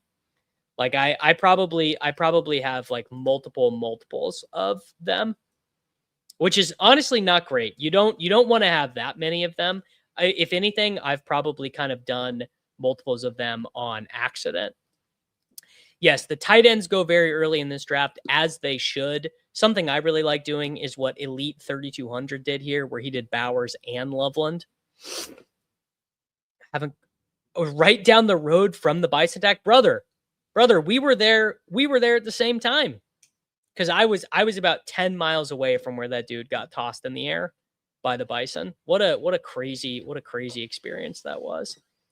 We're gonna ship Jalen Waddle with this pick here, because again, you do not want to miss out on that elite ceiling of wide receiver. In my opinion, I think that's an edge in these drafts. These drafts, I actually feel a little bit more comfortable going early on wide receiver. And then we are going to add in Javonte with my guy CeeDee Lamb there. I mean, yes, it definitely could be. I mean, that's what I've been saying all off season, is that it could be the Mostert Achane situation. I mean, I don't know how likely is that? How possible is it? I mean, it's definitely somewhat possible. I would estimate a 12% probability that both Hampton and Keaton finish as top 24 fantasy football running backs in points per game. while playing the entire season.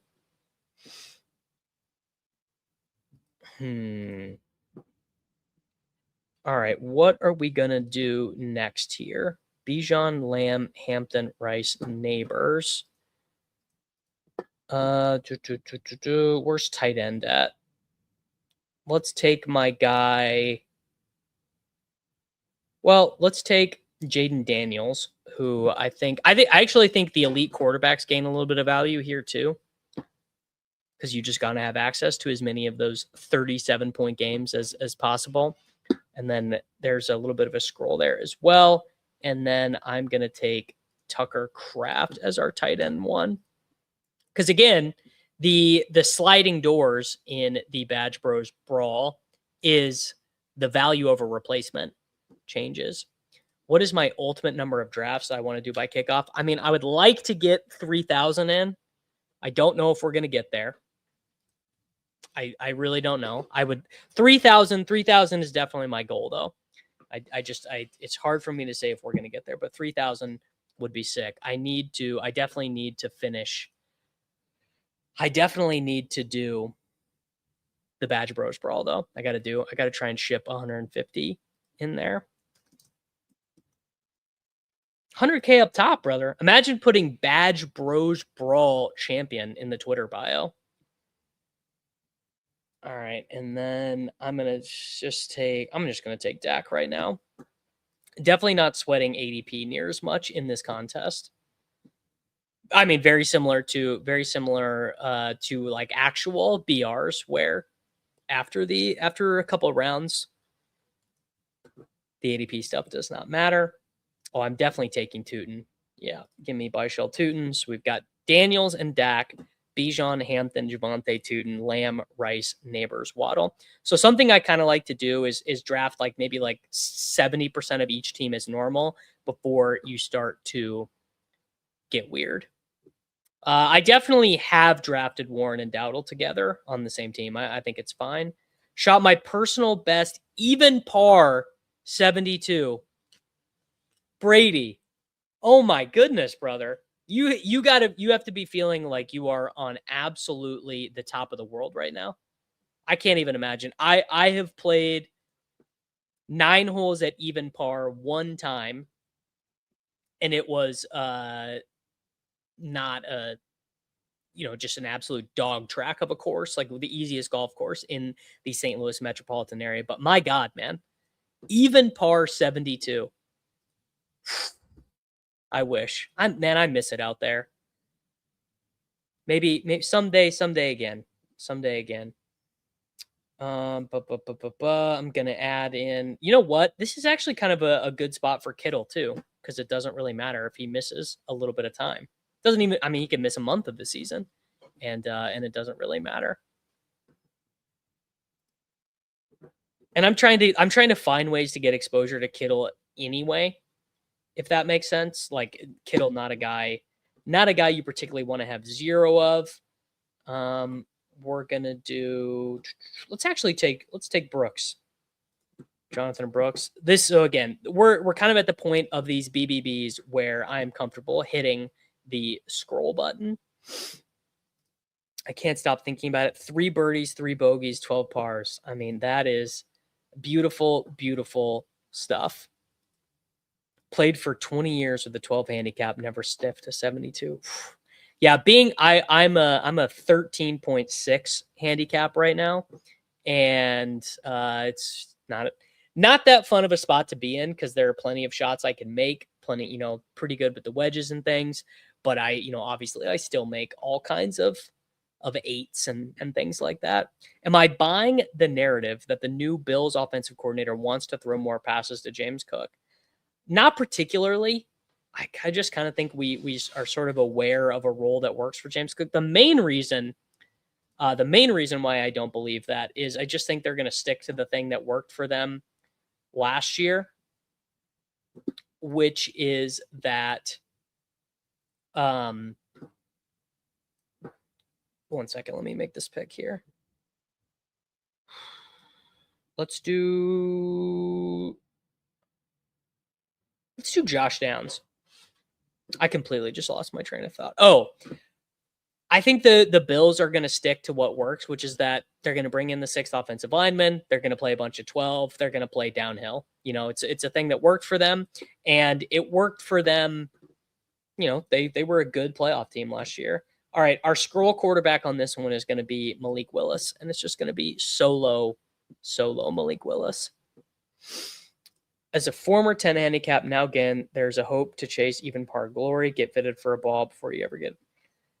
I mean, is getting fitted for a ball, is anything going to be better than a Pro V1X? I tend to think that those are the best. Those are that's the one I would say. Pro V1X and Callaway Chrome Softs are the one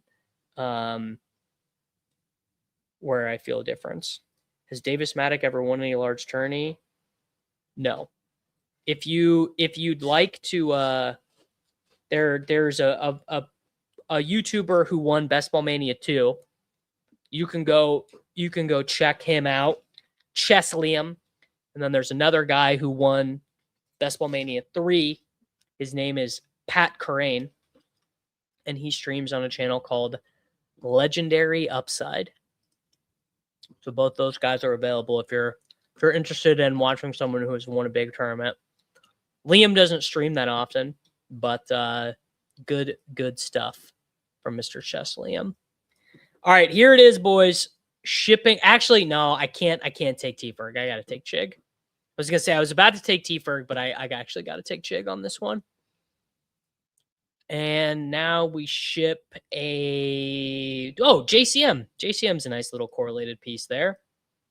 And then our last scroll down wide receiver is going to be, let's do a little stribbling about stribbling. Why not?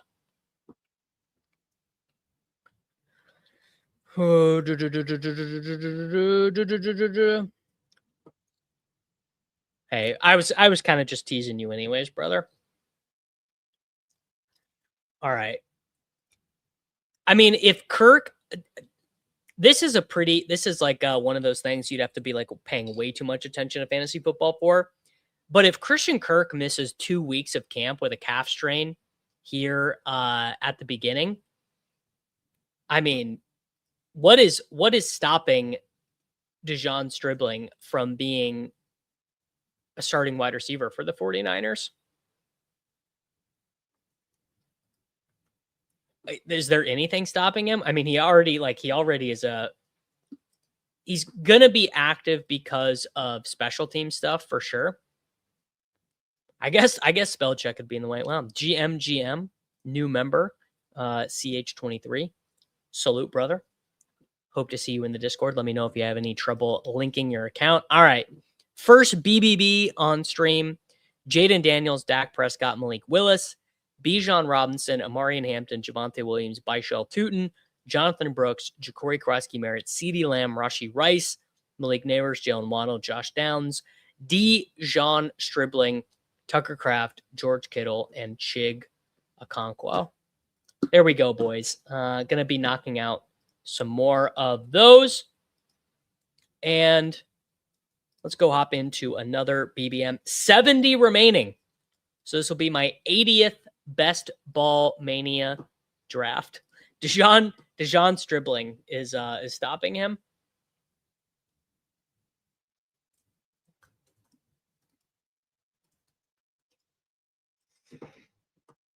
No, honestly, DR, if I'm keeping it real with you, I've probably had some of the worst results of anyone who has drafted thousands of teams. In 2024, my most drafted player was a 150-pound wide receiver for the Kansas City Chiefs. It did not end that well for me, but I keep my nose to the grindstone because I love fantasy football. Who are the contenders for the clip this year? On my channel or on Ship Chasing? Oh, all right. The Drafter Survivor style is live, but not the same as the Eliminator. Okay, well, shit, I got to go check this out. I just missed it. All right, the Survival is $10, $50K to first. Oh, so it's a chop. It's a chop.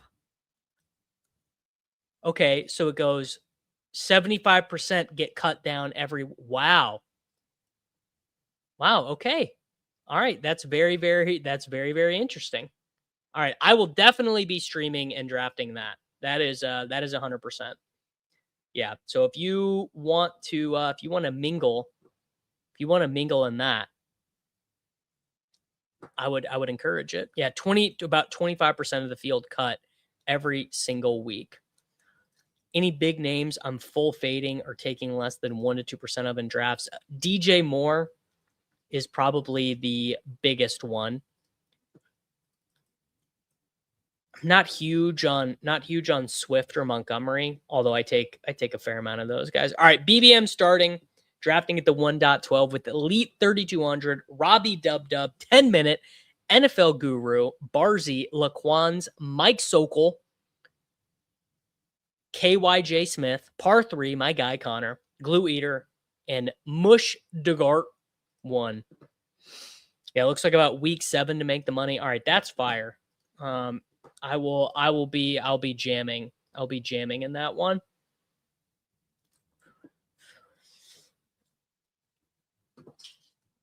All right. Drafting at the 111 here. We're shipping it. Please give me a Justin Jefferson at the 111 just one time. It's not going to happen. Yeah, it never happens. It never happens for me. It only happens for other people. How many big dogs am I going to do? Probably like 3 or 4. I'm hoping to get a big dog done. Like to do one with Mason while we are in Austin. I think that would be sick. I mean, this is just going to be Lamb Walker, line it up and send it down. Well, actually, I'm going to take Barkley. AJ Brown at the turn, huh? I don't think I've not seen that one much yet. AJ Brown to me is like one of the guys who's like horrible to bring up because he was going so cheaply for so long.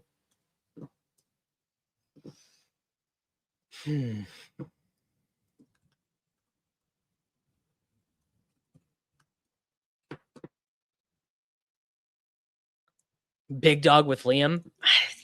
Here's the thing: if I'm spending $500 on a draft, I can't be arguing with Liam about taking Emeka Egbuka at the 2.4 or whatever. All right, Lamb, Barkley. Maybe I can try and do like a hero wide receiver team. It does feel like the cool thing these days is to kind of hate on Lamb. Like, oh, he got mogged by Pickens, which is not even really true. Like the big thing, I mean, Pickens' big stuff started happening when Lamb got hurt. Walker's receiving line this year will be, I mean, all of the sort of talk from training camp, all of the sort of surrounding chatter has been that Walker's role is going to be much larger with the Chiefs than it ever was with the Seattle Seahawks, which completely makes sense because obviously the Chiefs valued him to a higher degree than the Seahawks did. But more importantly, I think my read of the situation is that all of the big decision makers involved, as in Mahomes and Reed, are like, enough, dude. Enough of Kareem Hunt, enough of Sharkhandrick West, enough Isaiah Pacheco, enough Spencer Ware, enough Jerick McKinnon, enough Samaje Perine. Give me someone who I can hand the ball off and have a legitimate, useful, efficient rushing offense. I don't think that Brett Veach, I don't think he is inclined to spend money at the running back position.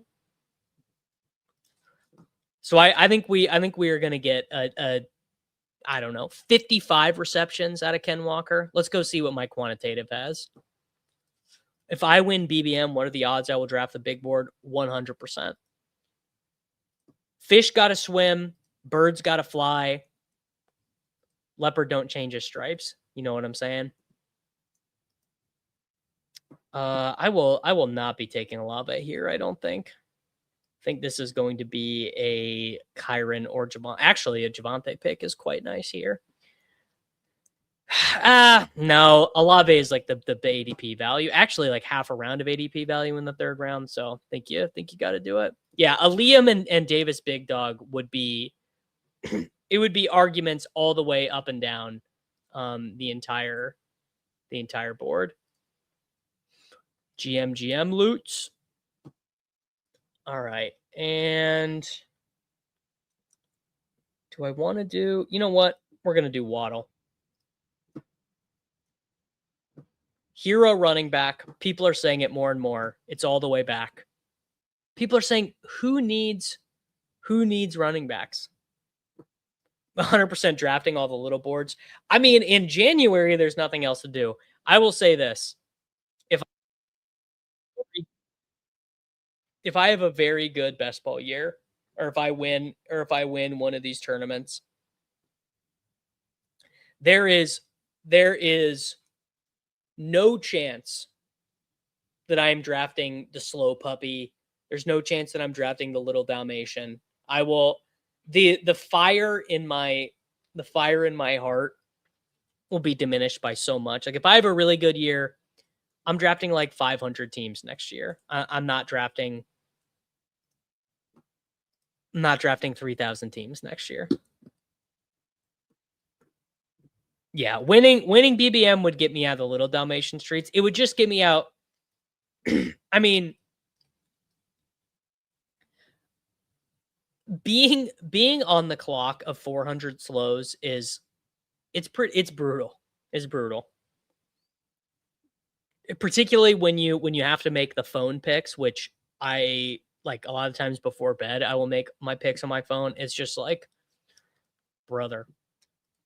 Is Marvin Harrison Jr. a no draft right now? I mean, frankly, I probably clicked him already a couple times today because he's going. I clicked Marvin Harrison Jr. in the 70s. It's like, okay, well, he's fine. He just did not suffer a serious injury. I will slurp the Dipperino on Marvin Harrison Jr. because he's a guy I haven't taken too much of anyway. I'm just trying to build that ADP value. What's your version of the Sam Sherman helicopter skiing trip you treat yourself with? Honestly, I probably wouldn't. Got so much stuff to take care of around in my life. If I was gonna take a trip, I would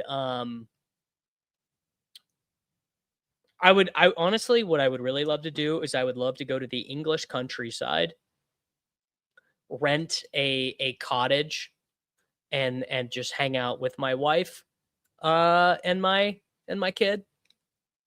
Just, you know, not stress.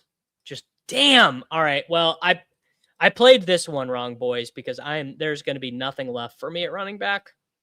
So I played this one quite poorly. All right, I'm going to take Lamar Jackson. Oh, well, hey, sometimes you're the hammer, sometimes you're the nail. The flock sign-up giveaway where you can win 5% of winnings. No, if I don't win, you do not owe me 5%. You are non-legally binded. Would maybe bring the golf clubs. But wouldn't go too hard. Do I take Tyson and set up the double? You know what? I'm actually going to take Tyler Warren. Well, what do I do? Do I give myself another quarterback out or not? Yeah, I'm going to take whoever I got auto drafted there. Tyson, whatever. That's fine. Set up the double.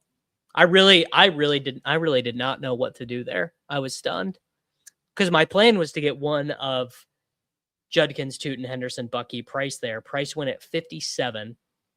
But I was thinking if I took Tyler Warren, that would at least eliminate one of the positional oddities. But it didn't. Because I still want to have strong wide receivers. I mean, this is the old Shawn Siegele adage, which is that the idea is you kind of always want to have like 4 of the top 15 wide receivers. That's really kind of the goal of a zero running back team. or a hero running back team. And on these teams, you need to be winning the onesies. So I thought Lamar was a pretty good pick.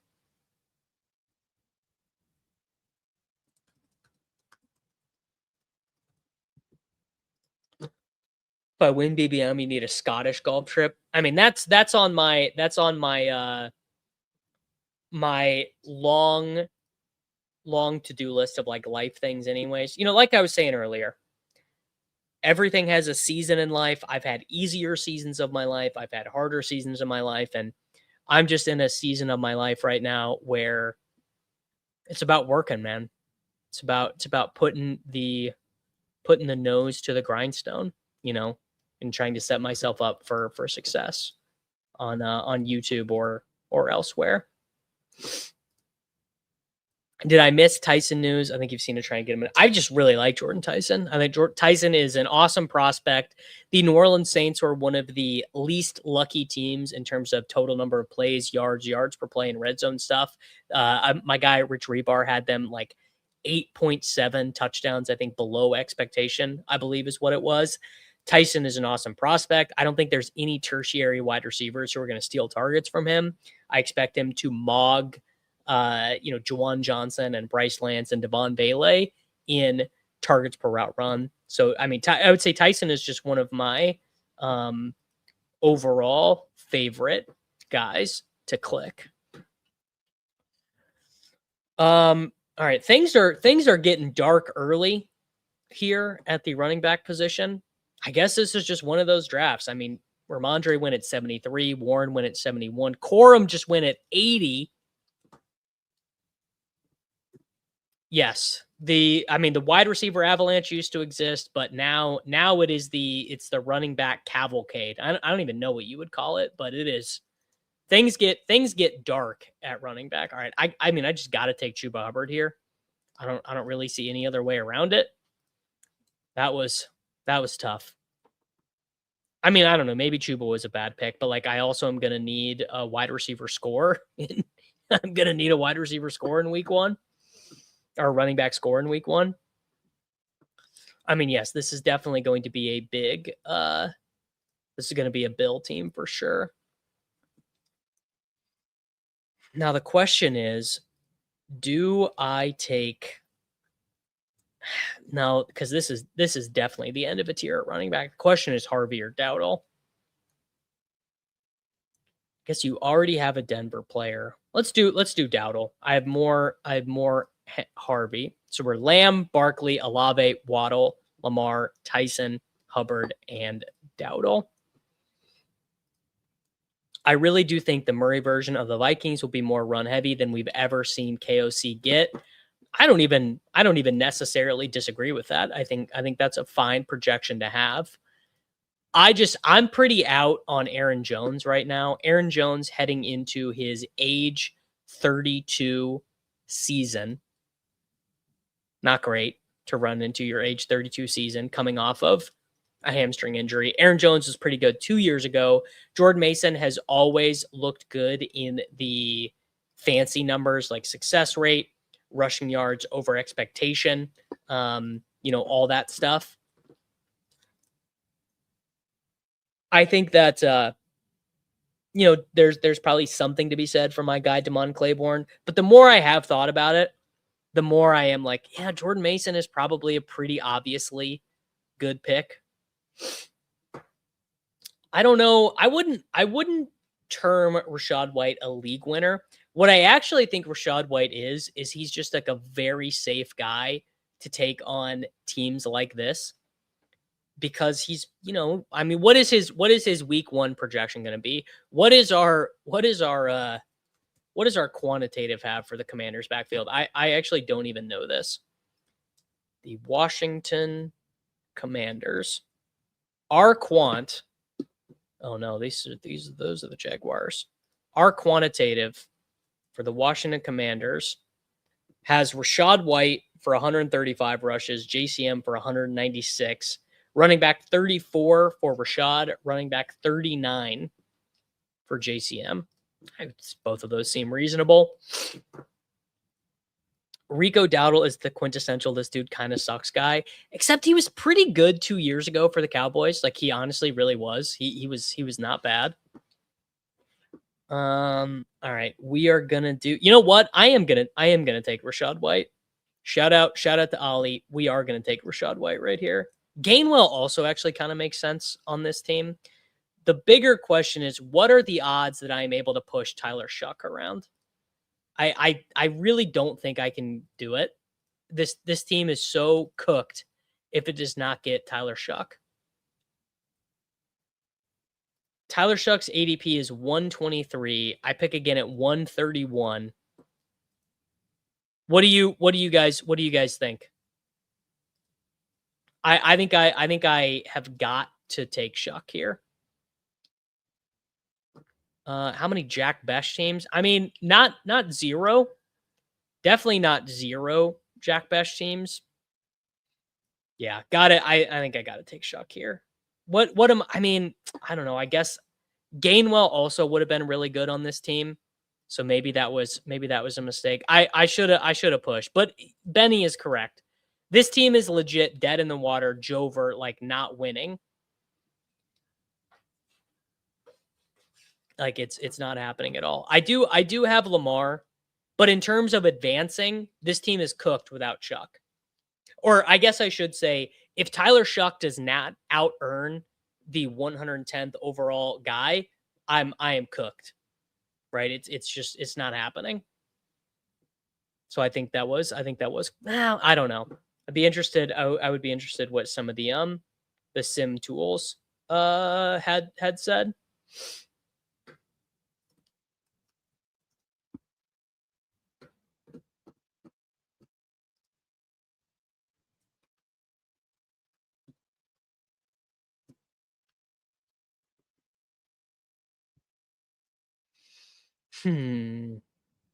I guess Naked Willis could have been okay. Yeah, the Rico Linsanity run was insane. All right, so this is the team. Lamar Jackson, Tyler Shough, Saquon Barkley, Chuba Hubbard, Rico Dowdle, Rachaad White, CeeDee Lamb, Chris Olave, Jalen Waddle, Jordan Tyson. You know what? I kind of middled this team, which is something you probably should not do, which is that I stopped the wide receiver build to take Lamar. Maybe I should have just taken Watson and Tyson and then set it up for late quarterback stuff. I probably can only get away with 2 quarterbacks there. Sack makes fun of Gainwell drafters. I mean, you know, the inputs to the Sims can always change. Sometimes you gotta change your mind with new information. All right. I mean, obviously Mark Andrews is going to be the pick here. I mean, Mandrews after Chig on a Lamar team feels insane. How closely does average draft position in best ball mirror that in redraft? Is there's wild variance between the two? There is variance, but maybe not how you would expect, Ray. Where you will get the variance as we take Mark Andrews is with where the positions go. The quarterbacks will go a lot earlier, and tight ends oftentimes will go a lot earlier because you're required to have multiples of them. Generally speaking, the running backs and the wide receivers will go in a very similar order to where they go in redraft leagues. Oh, I mean, this team is absolutely calling out for the missile as the running back 5. I mean, I've never seen a team that is more set up for the missile to be the running back 5. Come on, dude. Yeah, baby. All right, now that's a running back room. Barkley, Hubbard, Dowdle, Rachaad White, and Keaton Missile. All right, so 2 quarterback versus 3 quarterback, break-even advance rate. 6 running back gets us to historically 0.13% chance of the finals.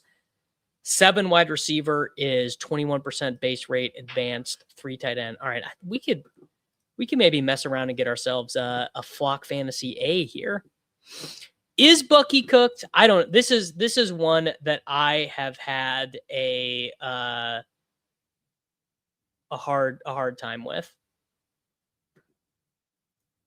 It's something that I've been interested in, which is like Bucky was not a prospect I liked, but he was so good as a rookie.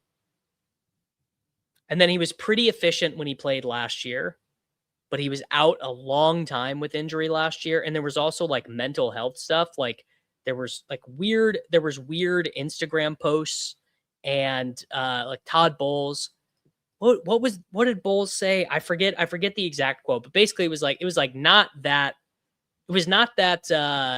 bullish of a report on Bucky Irving's like mental health, which is just that's a variable that we would have a hard time understanding.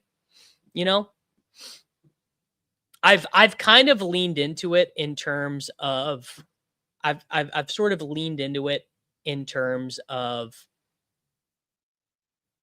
like being on ADP chasing and ship chasing and stuff. I still take some Bucky. I know you love Bowers in round 2. Can I give you a TLDR?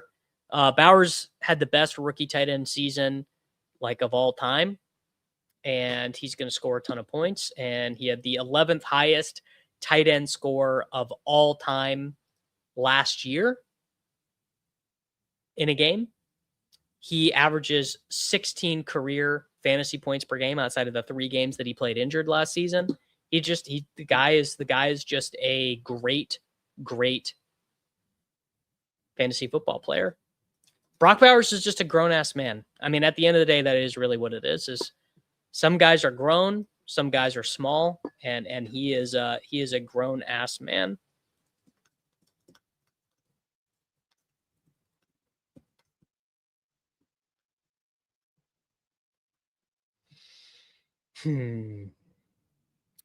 Mr. Fuji Apple, GM, late to the party. Glad to be here. I'm glad that you guys are here. Glad for all 247 of you guys to be here. You guys are all great, beautiful people, and I love and appreciate all of you. All right, time to start taking some more wide receivers. I have one rookie. So do we want to do Deebo? You know what? I'm actually leaning into the bit with Stribling. I'm stribbling about Stribling here. Round 13 Stribling. Yeah, pick 155. Mental stuff is a pretty key piece we'll never be able to account for. In retrospect, we found out Corey Davis had off-field stuff his whole career. Yeah, and I mean, like we know that this is a variable with Bucky Irving because it's been reported. Like Todd Bowles said it. Bucky Irving is like posting himself about it. Do I take Juwan? Do we take? I don't actually need another week 8 bye, so I'm gonna take Deebo. So wide receiver room of Lamb, Olave, Waddle, Tyson, Stribling, and Deebo, and hope that Deebo doesn't have a week 8 bye. Maybe we double tap tight end on the next one. Was reading the new Eagles offensive coordinator is moving to a zone-based run scheme that seems perfect for Barkley. Seems pretty perfect for Tank Bigsby. Is who it seems pretty perfect for. Mental health can make it tough to type numbers into a spreadsheet, let alone run the ball 200 times in the NFL. It's a good point. A very good point. Man, speaking of mental health, what is going on with Brandon Aiyuk? What is the latest on Brandon Aiyuk? He bought a home in Virginia. Then what? Bought a home in Virginia. He said shout out to the momager, which I'm assuming means Brandon Aiyuk's or Jaden Daniels' mom, who is like always around. What a weird saga. Brandon Aiyuk from like one of the most efficient wide receiver seasons a Shanahan receiver has ever had to like out of the league. Doesn't even seem like the Commanders really want him. I think like Diggs is more likely at this stage. Or Deebo. I mean, why if you are the Commanders, why wouldn't you just bring Deebo Samuel back? mean, if I was in charge, if I was one of the front office guys, that's probably what I would do. I would just say, hey, man, we're going to get Deebo for like no money. It's not like Deebo has a ton of suitors out there. Looks like Deebo from like looking at stuff on his Instagram and stuff. If you click on the completed tab and have more than 25 teams drafted in that contest, it only shows your last drafted 25 teams. Huh. Well, I hope they get that fixed. It's scary now because the 49ers actually had to do something mandatory he could show up to, then he didn't. So yeah, no one knows. Yeah, the tight ends are about to go to 0. So I'm going to get a little bit unlucky at tight end. Harmon even insists that Aiyuk got no real scheme help that year, just line up at X and win. I mean, some guys got it like that, and it seems like he is one of those guys that got it. I think we're underrating the old guys being happy to miss some time. Oh, come on, dude. That is uncalled for. Oh, shot through the heart. Terrence Ferguson, one freaking pick before, dude. Come on, man. What are we doing? That is so... That's annoying, man. All right, well, I guess it's Kate Otten time. What a disappointing sentence to have to say. Used to be able to get Terrence Ferguson in round 18 every time. Used to be able to just get him in round 18 every time. He's just having fun, vibing. Come on, dude. Is Davis Maddock not allowed to have nice things? Bro, can't just draft a little bit of... Yeah, T-Ferg, his name is going to get replaced at the top of my exposure list. Yeah, hot dog suit. We're all trying to find the guy who did this. Helm is my second most drafted tight end, I think. What's the local drum beat on Cyrus Allen? They all love him. All the KC beat writers, love Cyrus Allen. I have heard his name mentioned many times. Helm I think is honestly, I probably have like a higher degree of confidence that Helm is going to be a full-time player than I do T-Ferg. Really. I would imagine that is the case. Yeah. All right. So the team as it stands right now is Lamar Jackson, Tyler Shough, Saquon Barkley, Chuba Hubbard, Rico Dowdle, Rachaad White, Keaton Missile, CeeDee Lamb, Chris Olave, Jalen Waddle, Jordan Tyson, Dejon Stribling, and Deebo Samuel. I do not need a third quarterback. I could maybe even push it to 7 running backs. Probably one more, though. And then probably just one more wide receiver. So one more of each. Jordan James at 184, by the way. Can't have nice things. I would compare it to the Justin Ross love. Yeah. I would say the Justin Ross love is similar to the Cyrus Allen love. Dulcich, T-Ferg, and Helm. Yep. I toss Freiermuth in there for me as well. But yes, I agree that those are the guys I like drafting. All right.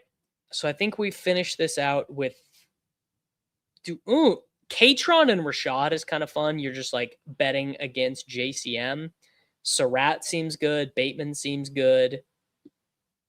Honestly, Jaden Blue feels fine here. Emmett Johnson feels fine. Let's do Jaden Blue. And then I will take one of these Baltimore wide receivers and we will wrap it up. Who do I like better, Fannin or Pitts? Slight. I mean, Fannin, I think, has the more valuable role. Pitts, I think, is Pitts will probably have bigger splash weeks, if that makes sense. But both are good. I don't know. All right. Final pick here. I think we're probably going to do Bateman because I've got Stribling and Tyson. So a little bit more of just like a locked in early season role. All right. Let's do Bateman. All right, so we've got Lamar Jackson, Tyler Shough, Saquon Barkley, Chuba Hubbard, Rico Dowdle, Rachaad White, Keaton Missile, Jaden Blue, CeeDee Lamb, Chris Olave, Jalen Waddle, Jordan Tyson, Dejon Stribling, Deebo Samuel, Rashad Bateman, Mark Andrews, and Cade Otton. Let me tell you, every time you take Cade Otton, it doesn't really feel that great. When you have to resort to Cade Otton, you're like, yeah, well, I guess it's fine, but it never really feels that good. I don't know. What do you guys grade that team? That one did not feel as good as the last one. The last one felt a little bit better.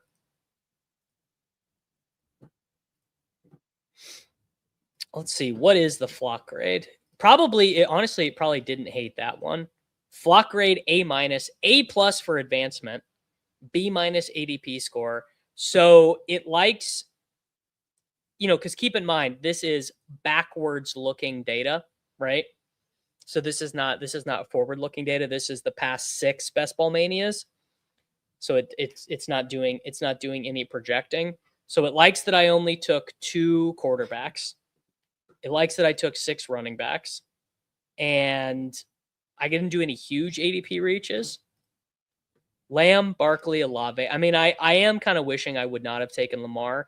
And frankly, if I knew my picks at the next round, I probably would not have taken Waddle. I probably would have taken ETN. Got the ADP value on Olave and Tyson. Had Trevion Henderson with the week 15 breakout, Bowers, Taylor Puka, and it didn't matter because I faced St. Brown and Kyle Pitts in week 15. Horrible. I mean, I hope that Jaden Blue has a legitimate breakout year. Seems like things are trending that way. I don't know. Is there anything I could have done to fix the tight end position? I guess instead of Keaton, I could have just taken Goddard. Goddard at 140 is a huge value. Then we got, Freiermuth at 179 does feel pretty good. And then Jaden Blue at 203. I know you're higher on Waddle than ETN. Is that 2v2 really that bad? It's just that a bunch of things happened to tilt me. So I got sniped on T-Ferg. I think this is a tough decision. The Tyler Shough at 110 versus Gainwell is a pretty tough decision because one of these guys, so what? This drafter only had 1 quarterback before. This drafter only had 1 quarterback before. This drafter only had 1 quarterback before. This drafter only had 1 quarterback before. This drafter had 2. This drafter had 2. This guy, the Burrow guy, only had 1. Robbie Dub had none. So it's pretty hard to say if he, it's actually not that hard to say. He would not have gotten back to me. Right? He probably would not have gotten back to me. So what can you do? All right, boys. I'm going to get out of here. You are going to be redirected to a new video over on the Matic Fantasy Football channel right after this. And I'm going to go ahead and get out of here. Again, head on over to Drafters, promo code Davis to get in the new contest over there, the new Survivor. Flockfantasy.com, code Davis. Enter into the big, mega, huge giveaway. And I'll be back with all of you guys tomorrow.